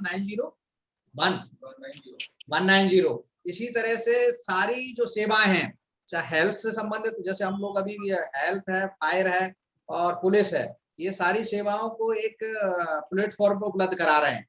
तो इसी तरह भारत सरकार की योजना है कि आगे चल के जितनी भी सरकार की योजनाएं हैं, सरकार इमरजेंसियां हैं, उनको सारी को एक प्लेटफॉर्म पर उपलब्ध कराएं। और हम संबंधित डिपार्टमेंट को, जैसे मान लें फायर की कहीं सूचना आती है तो हमारे पास सबसे पहले आएगी, हम उसको टैकल करते हैं और तत्काल हम फायर स्टेशन को सूचित करते हैं और वहाँ संबंधित एरिया की फायर ब्रिगेड वहां पहुंच जाती है। ऐसे पुलिस की अगर किसी को सहायता की जरूरत है तो हम लोग तत्काल, हमारी जो इमरजेंसी व्हीकल रिस्पॉन्स व्हीकल होती है, तो हर एक चौराहे चौक पर खड़ी रहती है और जैसे ही सूचना आती है कि वहाँ, तो शहरी क्षेत्र में हम 10 मिनट में पहुंचने की कोशिश करते हैं उस संबंधित व्यक्ति को, और ग्रामीण क्षेत्रों में 30 मिनट में वहाँ उस संबंधित व्यक्ति के पास पहुंचने की कोशिश करते हैं। इसी प्रकार इमरजेंसी हेल्थ संबंधित है, मान लीजिए किसी को कोई इमरजेंसी आ गई, बीमार है, कुछ हो गया, उन्होंने के साथ कोई गाड़ी नहीं मिल रही, तो हम एम्बुलेंस भी उसका पहुंचाते हैं, मेडिकल हेल्प भी करते हैं। तो अभी हम प्रमुख रूप से 3 प्रकार की हेल्थ से संबंधित, पुलिस से संबंधित और फायर से संबंधित जो भी है उसको दे रहे हैं। इसके बाद हम लोगों ने अभी किसानों से संबंधित जो समस्या आ रही थी उसमें भी बहुत सारा काम किया है।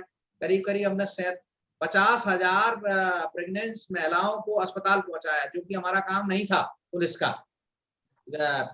अभी एक डेढ़ साल के अंतर्गत, जिसमें 122 करीब बच्चे हमारी गाड़ियों में ही उनका जन्म हुआ है। तो ऐसी ये पूरी भारत सरकार की और स्टेट की एक इमरजेंसी सेवा है और ये सारे देश में अब लागू होगी धीरे धीरे। धन्यवाद आदरणीय धर्मेंद्र सिंह सर, इतने अच्छे से आपने अपने कार्य क्षेत्र की जो जानकारी दी। एक स्टूडेंट है नरोत्तम मोर करके, उनका एक कोई क्वेश्चन है, उन्होंने क्वेश्चन करना चाहते हैं। नरोत्तम, यदि आप मुझे सुन पा रहे हैं तो अपना माइक को अनम्यूट करके आप क्वेश्चन कर सकते हैं।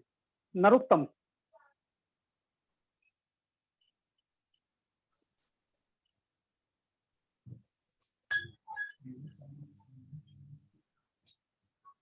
कार्तिकेय सुलभ, उनका भी कोई सवाल है?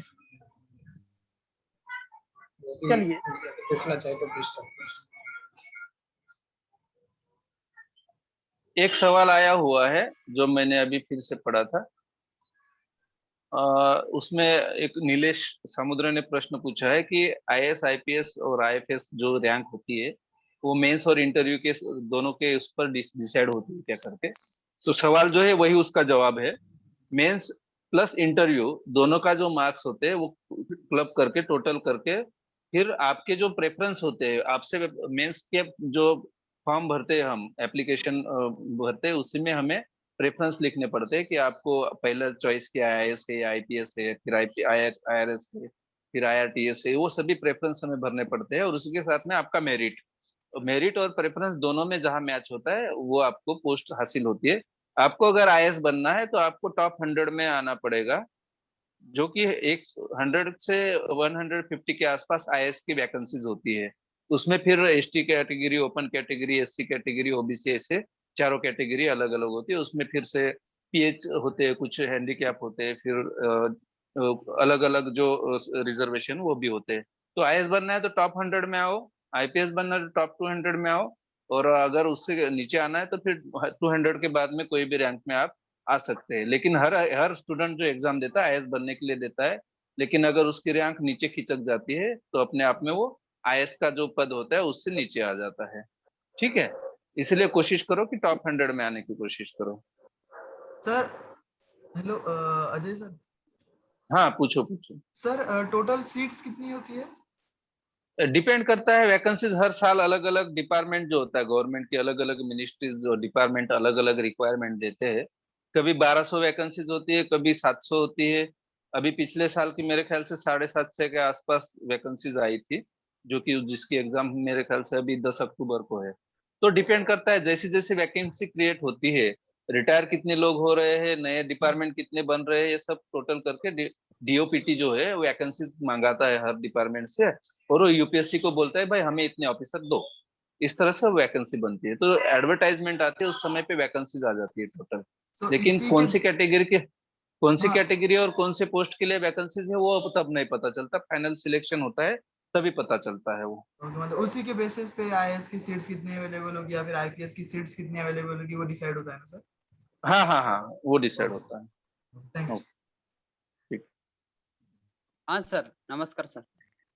नमस्कार, बोला भुरसिंग. हा सर, मी मराठीमध्ये विचारतो, ट्रान्सफर करून द्यायचे सर सरांना. हाँ हाँ हाँ, ठीक है ठीक है. सर सरांनी जेव्हा पास आउट झाले 25 वर्षापूर्वी किंवा 24 वर्षापूर्वी, तेव्हा मग त्यांचे म्हणजे 2 सब्जेक्ट होते स्पेशल. हा, त्यानंतर ते कोणते होते आणि कोणत्या पिरियड मध्ये ते पास आउट झाले, साधारण वर्ष, आणि आणि ट्रेनिंगच्या पिरियड मध्ये किती महिन्याच्या किंवा किती वर्षाचे त्यांचे आयपीएस ट्रेनिंग सेंटरवर किती, आणि 2 सेंटर असतात, तर एक मसुरीला पहिले किती महिने राहतात, त्यानंतर आयपीएस चे हैदराबादला किती महिने राहतात, असं विचारायचंय सरांना, आणि तिथला अनुभव वगैरे ट्रेनिंग सेंटर.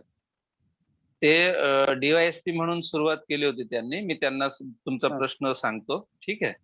आदरणीय धर्मेंद्र सिंह सर से प्रश्न है, जो स्टूडेंट हिंदी में क्लियर नहीं बात कर पाता था इसलिए उसने मराठी में प्रश्न पूछा. उनका ये पहला प्रश्न है कि आपने जो एग्जाम दी थी उस समय पे ऑप्शनल सब्जेक्ट कौन से थे आपके, आपका ट्रेनिंग, आपका सिलेक्शन किस साल हुआ, और आपने ट्रेनिंग कहाँ पे और कितने समय के लिए ली? मैं 90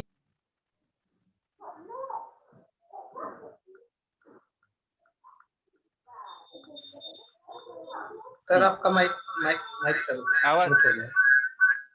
मैं 94 पीएससी से सिलेक्टेड डीवाईएसपी हूँ, और 96 में मेरी ट्रेनिंग पुलिस एकेडमी सागर में हुई, जो आजकल भोपाल में पहुंच गई है वो एकेडमी.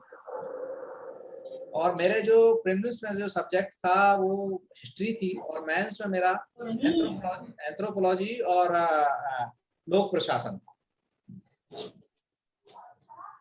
और मेरे साथ एक घटना ये हुई कि उस समय एक सब्जेक्ट चुनने के बारे में बता रहा हूँ कि कई एक फैंसी सब्जेक्ट चलते हैं, मतलब उस समय ऐसा चलता था कि एक ट्रेंड चलता था. तो मैं पहली बार जब दिया तो हिस्ट्री से दिया, तो मेरे को हिस्ट्री में उतने नंबर नहीं आ पाए, जिसके कारण मुझे कोई पोस्ट नहीं मिल पाई. तो मैं दोबारा बस मैंने 10 या 15 दिन पहले ही चेंज किया अपना सब्जेक्ट. तो एंथ्रोपोलॉजी उस समय उसमें था, जैसे साहब बताएंगे, अभी यूपीएससी में कुछ दिन पहले तक संस्कृत बहुत चला, तो ऐसे कई सब्जेक्टों का जो ट्रेंड होता है, तो वो उनको भी कभी कभार ध्यान देना चाहिए स्टूडेंट को कि कौन से सब्जेक्ट अभी ट्रेंड में है.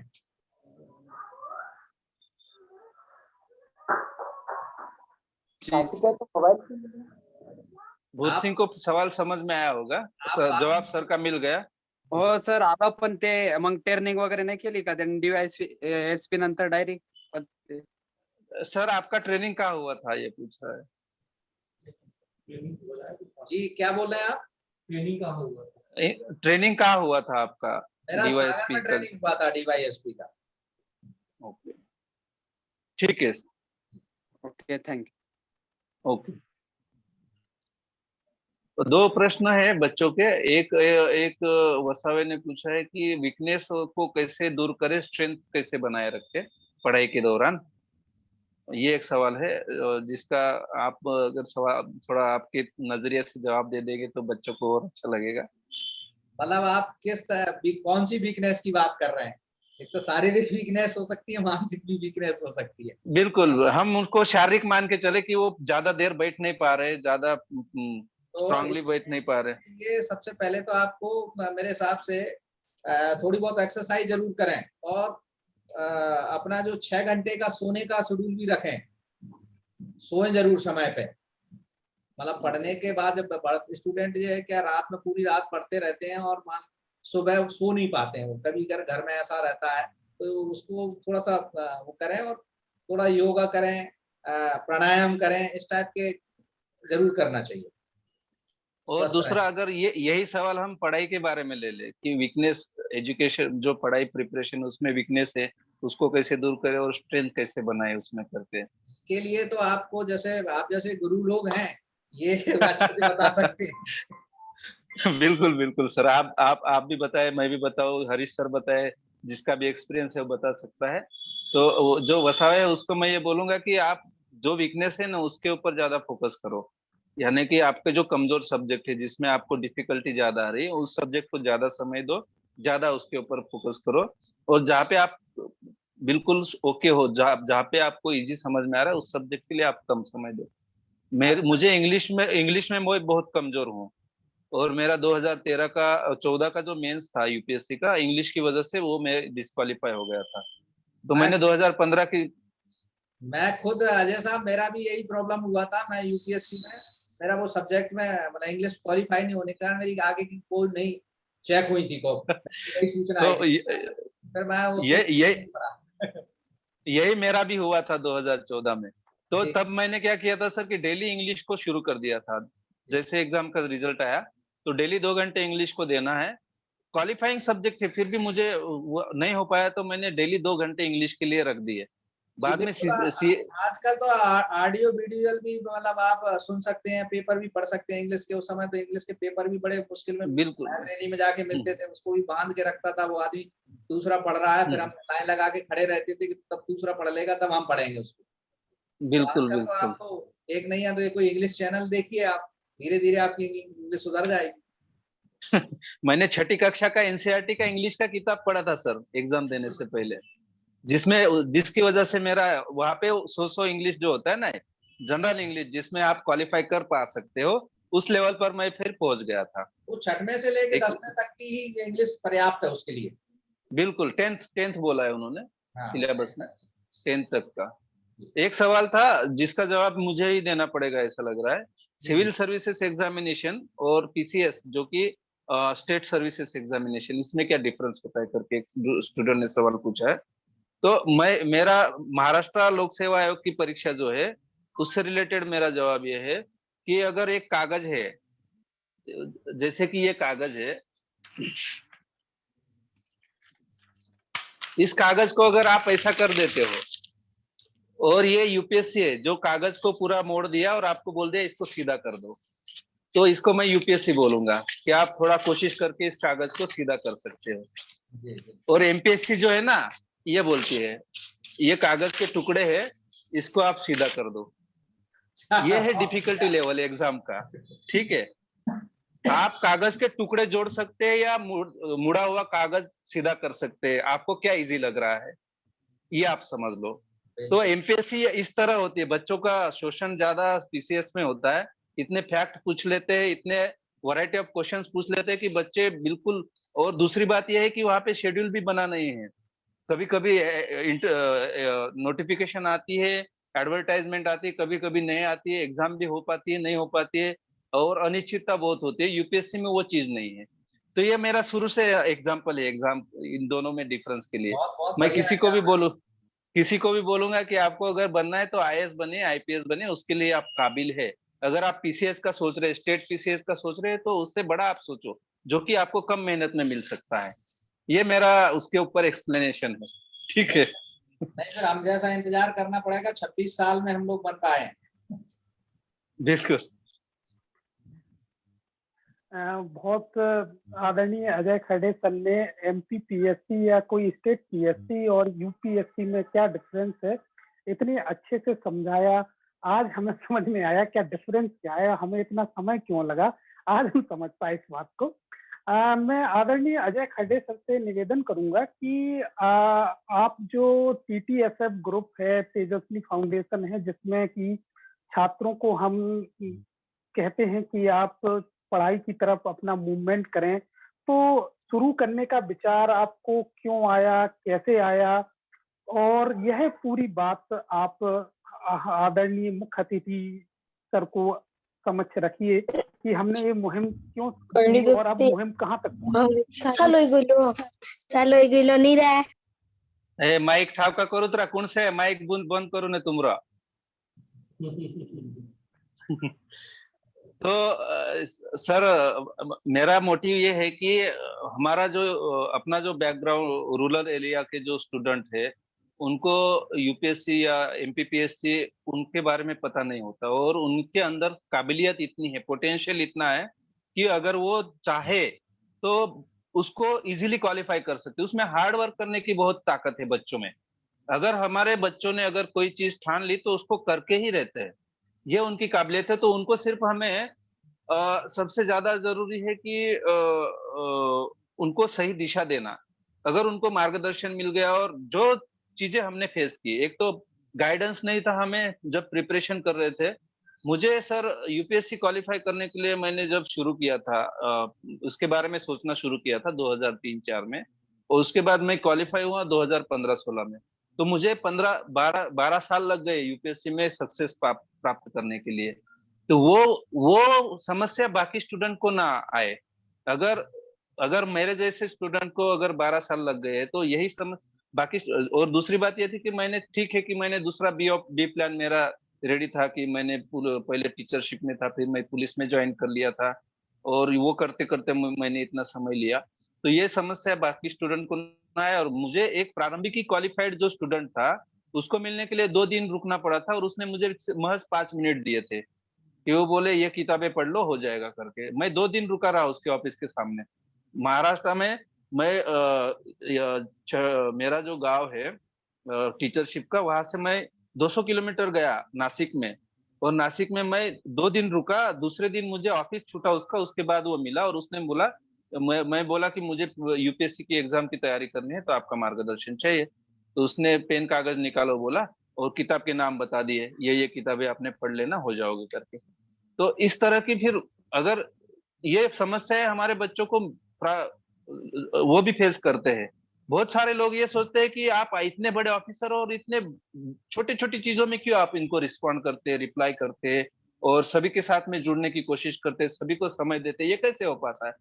तो मैं ये बोलता हूँ कि ये मेरी जिम्मेदारी है कि हम लोग जब तक ये जिम्मेदारी उठाएंगे नहीं तो दूसरे के ऊपर हम कैसे ये जिम्मेदारी डाल सकते हैं कि हमारे बच्चे आगे बढ़े, हमारा बैकवर्ड समाज आगे बढ़े, हमारे ग्रामीण इलाके के बच्चे आगे बढ़े, वो भी अच्छी जिंदगी जिए, अपने समाज को उन्नति की तरफ दिखाए। ये हम भी सोचना चाहिए, हमें सोचना चाहिए। यही सोच मुझे यहाँ तक ले आई और हमारे सभी आप जैसे जितने भी ऑफिसर्स हैं उनको एक साथ जोड़ सकिए और हम इस मुहिम को आगे बढ़ा पा रहे हैं। हमारा एक ही मकसद है कि बच्चों को जो बनना है वो बनने के लिए उनके पास जो भी चीजें जरूरी है वो सब देने की कोशिश करें। ये अपना मिशन है और इसमें हम लगभग अभी एक अच्छी तरह से सफलता की ओर हम आगे बढ़ रहे हैं। एक दिन ऐसा होगा कि हर बच्चा ये सोचेगा कि मुझे अच्छा एक ऑफिसर बनना है, अच्छी जिंदगी जीनी है। हमारा जो डिसीजन मेकिंग अथॉरिटी है, जैसे आपने शुरू में बताया था कि जो सेक्रेटरीट लेवल पे हम पहुंच जाए तो वहां पहुंचने के बाद में हमारी जो बेहतरीन जिंदगी है या हमारे समाज को क्या चाहिए वो हमसे ज्यादा और कोई समझ नहीं सकता। कोई अपर क्लास का आदमी वहां बैठे और वो सोचे कि हमें क्या चाहिए, तो वो सोचते हुए आज हम यहाँ अभी तक यहाँ है। अगर वहां पे हमारा बैकवर्ड क्लास का ऑफिसर बैठ जाता जिसको समाज के बारे में सोचना है, समाज के बारे में उसके दिमाग में है, तो वो अभी तक ऐसी पॉलिसियां बनाता कि जिससे हमारे समाज को ज्यादा झगड़ने की जरूरत नहीं पड़ती, ज्यादा लड़ने की जरूरत नहीं पड़ती और अपने आप में जो भी चीजें हैं वो और बेहतर बन जाती। इसलिए हमें डिसीजन मेकिंग में हमें रोल अदा करना है और हम अभी निर्णयों को अनुपालन करने में ही लगे हैं, निर्णय बनाने तक हम पहुंच नहीं पाए। तो निर्णय बनाने तक पहुंचने के लिए हमें इन परीक्षाओं से हमें ऊपर आना जरूरी है। यही मेरा मकसद है कि हमारा जो युवा है वो कम समय में। दूसरी बात यह है सर कि अगर मैं अभी IRS बना मेरी उम्र के 37 के बाद में, तो मैं उस लेवल तक कब पहुंच पाऊंगा? तब तक तो मैं रिटायर हो जाऊंगा, मेरे पास में अभी 20 ही साल बचे हैं। तो मैं सेक्रेटरीट लेवल तक पहुंच नहीं पाऊंगा। अगर मैं 21 साल या 22 साल में अगर मैं उस पोस्ट पर पहुंचता तो तब पहुंच पाता। इसलिए मेरा दूसरा टारगेट ये है कि जो अपने युवा है वो कम उम्र में सक्सेस प्राप्त करे, 21, 22, 23, 24 में, तो वो आगे उनकी रिटायरमेंट है चीफ सेक्रेटरी लेवल पे होगी, तो वो उस लेवल पर पहुंच पाएंगे। तो ये भी हमारा दूसरा मकसद है। इसलिए हमारी कोशिश है कि जो भी युवा तैयारी कर रहे हैं उनको हम कोशिश करते हैं कि जितने जल्दी हो सके उतने जल्दी उनको इस रास्ते पे लाए, ग्रेजुएट होते हैं वो अपनी मंजिल तक पहुंच जाए। तो ये कुल मिला के एक ही है कि डिसीजन मेकिंग पावर में अपना लोक समाज होना चाहिए। हमारा मोटो है टीटीएसएफ का कि स्ट्रेंथनिंग यूथ, स्ट्रेंथनिंग सोसाइटी। युवा को सक्षम करते हुए समाज को सक्षम करो, ये हमारा घोष वाक्य है एनजीओ का। और तेजस्विनी फाउंडेशन का घोष वाक्य है, हमें लंबी मंजिल तय करनी है। तो इस तरह से हमने सर हमारे सामने ये लक्ष्य रखते हुए, दूसरे के कंधे पे बंदूक रखने से बेहतर है खुद बंदूक चलाओ और शिकार कर लो जो भी करना है, और जिम्मेदारी दूसरे। हम बोलते हैं आम्बेडकर ने और जन्म लेना चाहिए। अभी हम सोचते हैं आम्बेडकर ने जन्म लेना चाहिए, लेकिन हम सोचते हैं कि पड़ोसी के घर में आम्बेडकर जन्म ले, हमारे घर में नहीं। हम त्यागने की सोचते नहीं, दूसरे से हम त्याग की उम्मीद करते हैं। तो ये गलत है सर। अगर आपको लग रहा है कि कोई चीज बदलनी चाहिए, कोई चीज परिवर्तित होनी चाहिए, कोई अच्छी चीज होनी चाहिए, तो दूसरे से क्यों उम्मीद कर रहे हो? आप खुद करो उसके लिए। तो आम्बेडकर मेरे घर में जन्म लेना चाहिए आम्बेडकर ने, और उसकी विचारधारा मेरे घर में जन्म लेनी चाहिए, ये मेरी सोच है।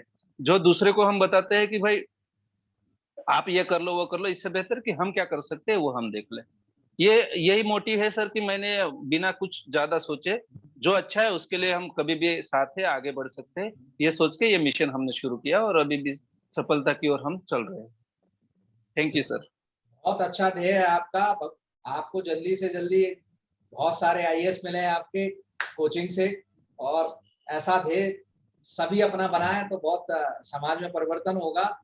खाड़े साहब, आपको बहुत बहुत धन्यवाद कि आपने इस एनजीओ के माध्यम से गरीब लोगों के, ग्रामीण लोगों को आप आगे ला रहे हैं, बच्चों को उसके बारे में जानकारी दे रहे हैं।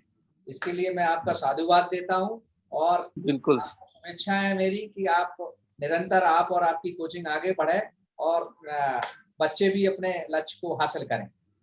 धन्यवाद। Okay, thank you sir. धन्यवाद आदरणीय अजय खड़े, आदरणीय धर्मेंद्र सर। अब चूंकि हमारा यह कार्यक्रम अंतिम पड़ाव पर पहुंच गया है, मैं लक्ष्मण जी से निवेदन करूंगा कि कुछ बच्चों ने मैसेज किए हैं, कोई उनकी क्वेरी है तो वो हेलो बताएं। सर, मेरा एक प्रश्न है सर, यूपीएससी के लिए कौन से बुक पढ़ना चाहिए? आप मेरा नंबर लिख लीजिए, मैं आपको व्हाट्सएप कर दूंगा ना वो बुक। हो सर, मैं बहुत सारी सर। ओके, बहुत बड़ी लिस्ट है ना वो। ठीक है, थैंक यू सर। मेरा नंबर आपको मिल जाएगा, मुझे हाय भेजना और पूछ लेना, तो मैं आपको बुक की लिस्ट प्रोवाइड कर दूंगा। ठीक है, चलेगा सर, चलेगा। Okay okay, thank you sir. ठीक है। क्वेश्चन के हॅलो, हा सर, मेसेज चॅट मध्ये काही मुलांनी क्वेश्चन केले, त्यांचे आन्सर सर आम्हाला दे ना, तू देतो का? नाही सरांना द्यायला लावा ना सर। ओके ओके, ते हरीश सर तेच सांगत है ना कि लक्ष्मण जो है वो सवाल पढ़ेंगे और सर उसका जवाब देंगे। हो सर, ठीक है।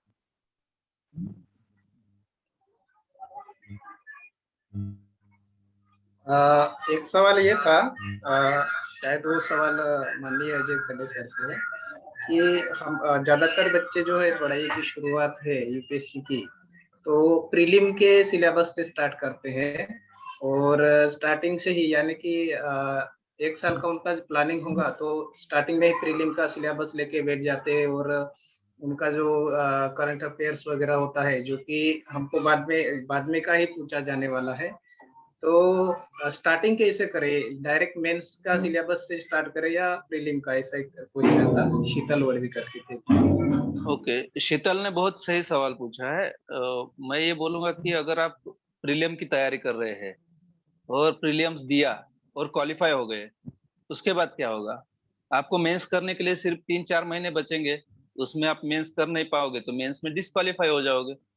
गलती से मेंस भी निकल गए तो इंटरव्यू में डिस्क्वालीफाई हो गए, और तीनों एग्जाम में अगर पास भी हो जाते हो तो आपको रैंक कौन सी मिलेगी?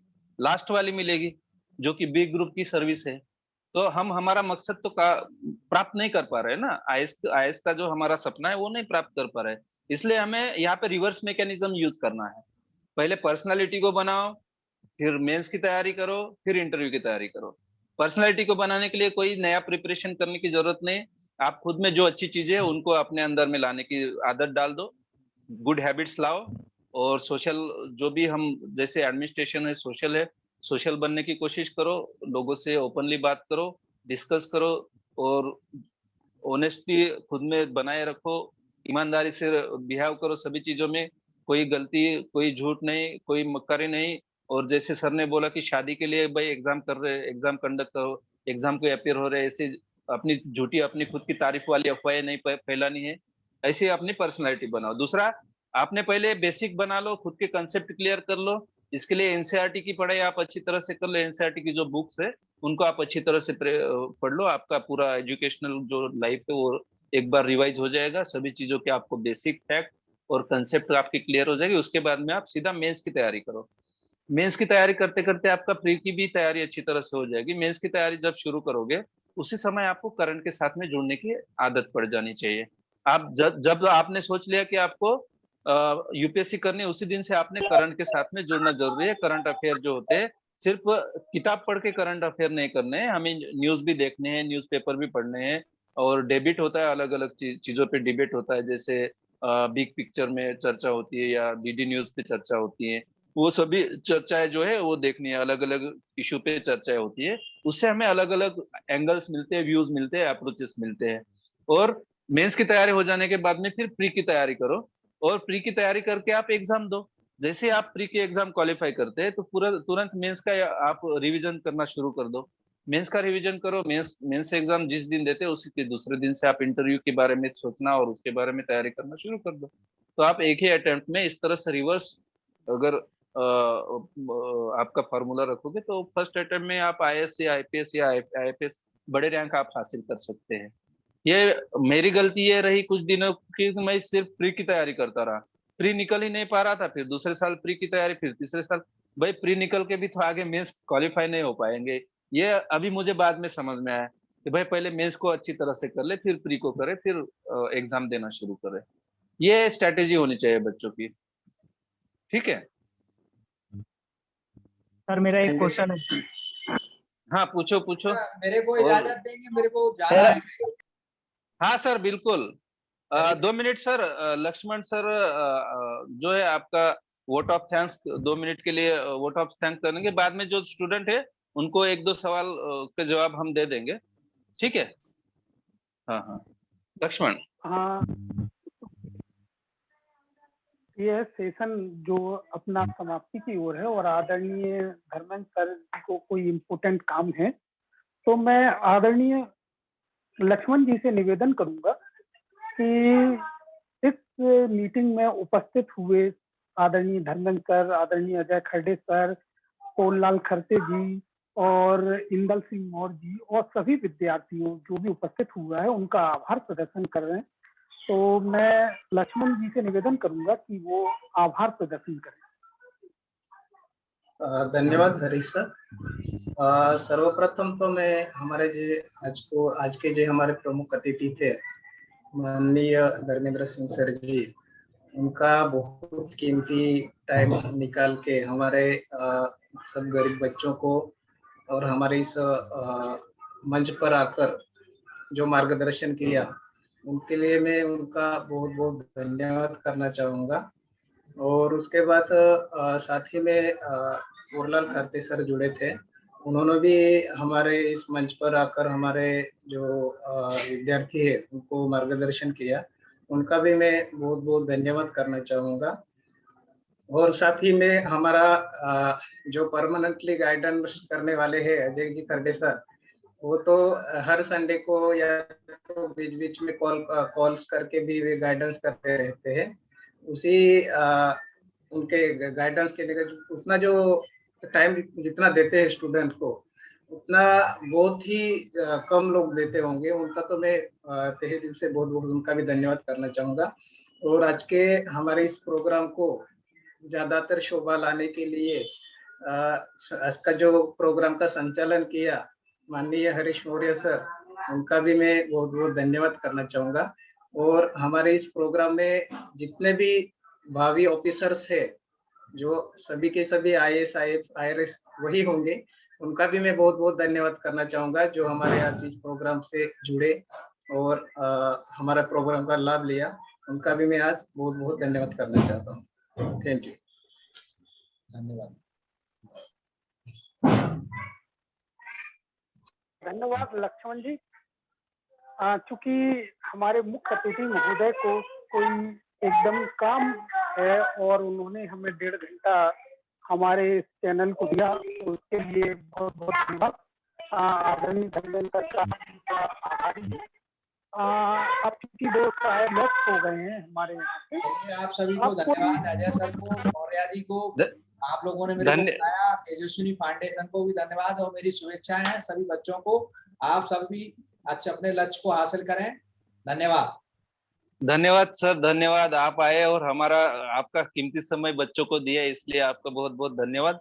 आगे भी आप हमारे साथ जुड़े रहेंगे, यही शुभ मनोकामना रखते हुए आपको हम धन्यवाद देते हैं। मेरी तरफ से भी सभी को धन्यवाद। ओके सर, ठीक है सर, धन्यवाद। हाँ बस 2 या 3 मिनट में किसी का कोई क्वेश्चन, अभी कोई नरोत्तम जी कोई क्वेश्चन पूछना चाह रहे थे, तो नरोत्तम जी आप अपना क्वेश्चन यहाँ पर रख सकते हैं और उसके बाद हम भी यहाँ से इस जो आज का कार्यक्रम है उसको समाप्ति की ओर रहेंगे। नरोत्तम जी अपना क्वेश्चन करें। नमस्ते। नमस्ते सर, मेरा एक क्वेश्चन है। हेलो। हाँ बोलिए सवाल। सर मेरा एक क्वेश्चन है, जैसे कि मैंने काफी छोटे पूरे एग्जाम को क्वालिफाई किया है सर, जैसे MP पुलिस हो या SSC GD हो, बट मैं चाह रहा हूँ जैसे मैं MP PSC की तैयारी करूँ, तो क्या एक्चुअली मैं GS हो, MP GK हो, हिस्ट्री हो, कोई भी सब्जेक्ट हो XYZ, तो वो क्या है कुछ टाइम के लिए मेमोरी में रहता है, उसके बाद निकल जाता है। तो ऐसा मुझे क्या करना चाहिए जो मेरे मेमोरी में सेट हो सके? नरोत्तम जी, आपको रिकॉल, रिवाइज और डिस्कशन करने की जरूरत है। आप जो पढ़ते हो ना, किसी को लेके बैठा दो सामने और उसको बताओ आप जो पढ़ रहे हो वो। आपने दिन भर में जो पढ़ लिया, आपने अभी जैसे कि इंडियन हिस्ट्री शुरू किया, उसमें आपने स्वतंत्रता आंदोलन में गांधी जी का सविनय अवज्ञा अभंग, जो सविनय अवज्ञा वाला जो पार्ट है वो पढ़ लिया। पढ़ने के बाद में लंच वगैरह कर लिया, उसके बाद में किसी को सामने बैठाओ और उसको वो सब चीजें सीक्वेंसली समझाओ कि ये हुआ था, ऐसा हुआ था। उसमें क्या कि आपकी मेमोरी को रिकॉल करने की आदत पड़ेगी। दूसरा, जब भी आपको समय मिलता है आप रिवाइज 7 दिन के अंदर में जो भी आपने पढ़ा उसको रिवीजन करने की आदत डालो, ठीक है। और चीजों को सिर्फ आप अगर फैक्ट पढ़ते हो तो वो चीजें याद करना बड़ी मुश्किल होती है। आप उनको समझने की कोशिश करो, वो जो पूरा कार्यकाल होता है या भी जो भी घटना होती है उसको समझने की कोशिश करो, ना तो फिर पढ़ने की। अगर आप उस चीज को समझ लेंगे तो उसमें फैक्ट जो है फिर से आप रिवाइज करोगे तो वो पूरी चीज आपको ध्यान में आ जाएगी। इस तरह से आपको ये 2-3 एक्सपेरिमेंट करने हैं। हम सिर्फ जो फैक्ट बेस्ड बुक होती है तो उसको सिर्फ हम समझने की पढ़ते हैं तो सिर्फ याद रखना बड़ा मुश्किल होता है। तो थोड़ा विस्तृत पढ़ने की आदत डालो, डिटेल पढ़ोगे तो सब याद में आएगा। ठीक है sir, okay, thank you. Okay, ठीक है, ठीक है सर। फिर क्या इस प्रोग्राम को समाप्त किया जाए सर, आज के प्रोग्राम? बिल्कुल बिल्कुल बिल्कुल बिल्कुल। ये एक महाराष्ट्र में पढ़ाई करता है और मैं आप MP में रहता हूँ। खडे सर जी मोबाईल नंबर द्या सर। मी टाकला होता चॅट बॉक्स वर 8851 8851 23 63 हाँ सर 63 हाँ 63 हाँ 78 थँक्यू सर। ठीक आहे सर। विलास सर, कधीही काही असलं तर मला व्हॉट्सअप करा। ठीक आहे ओके जी। हरीश जी सर, सर, मैं जी भी अभी हम लोग अभी आज का प्रोग्राम यही खत्म करते हैं, ठीक है? Thank you sir. सभी स्टूडेंट को धन्यवाद, आप लोगों ने आज अच्छी तरह से सवाल पूछे और प्रोग्राम जो था उसको इंटरैक्टिव बनाए रखा। तो धन्यवाद। सभी स्टूडेंट को थैंक यू, और आज के लिए इतना ही। Thank you. Thank you sir. Thank you sir. Thank you sir. Thank you sir.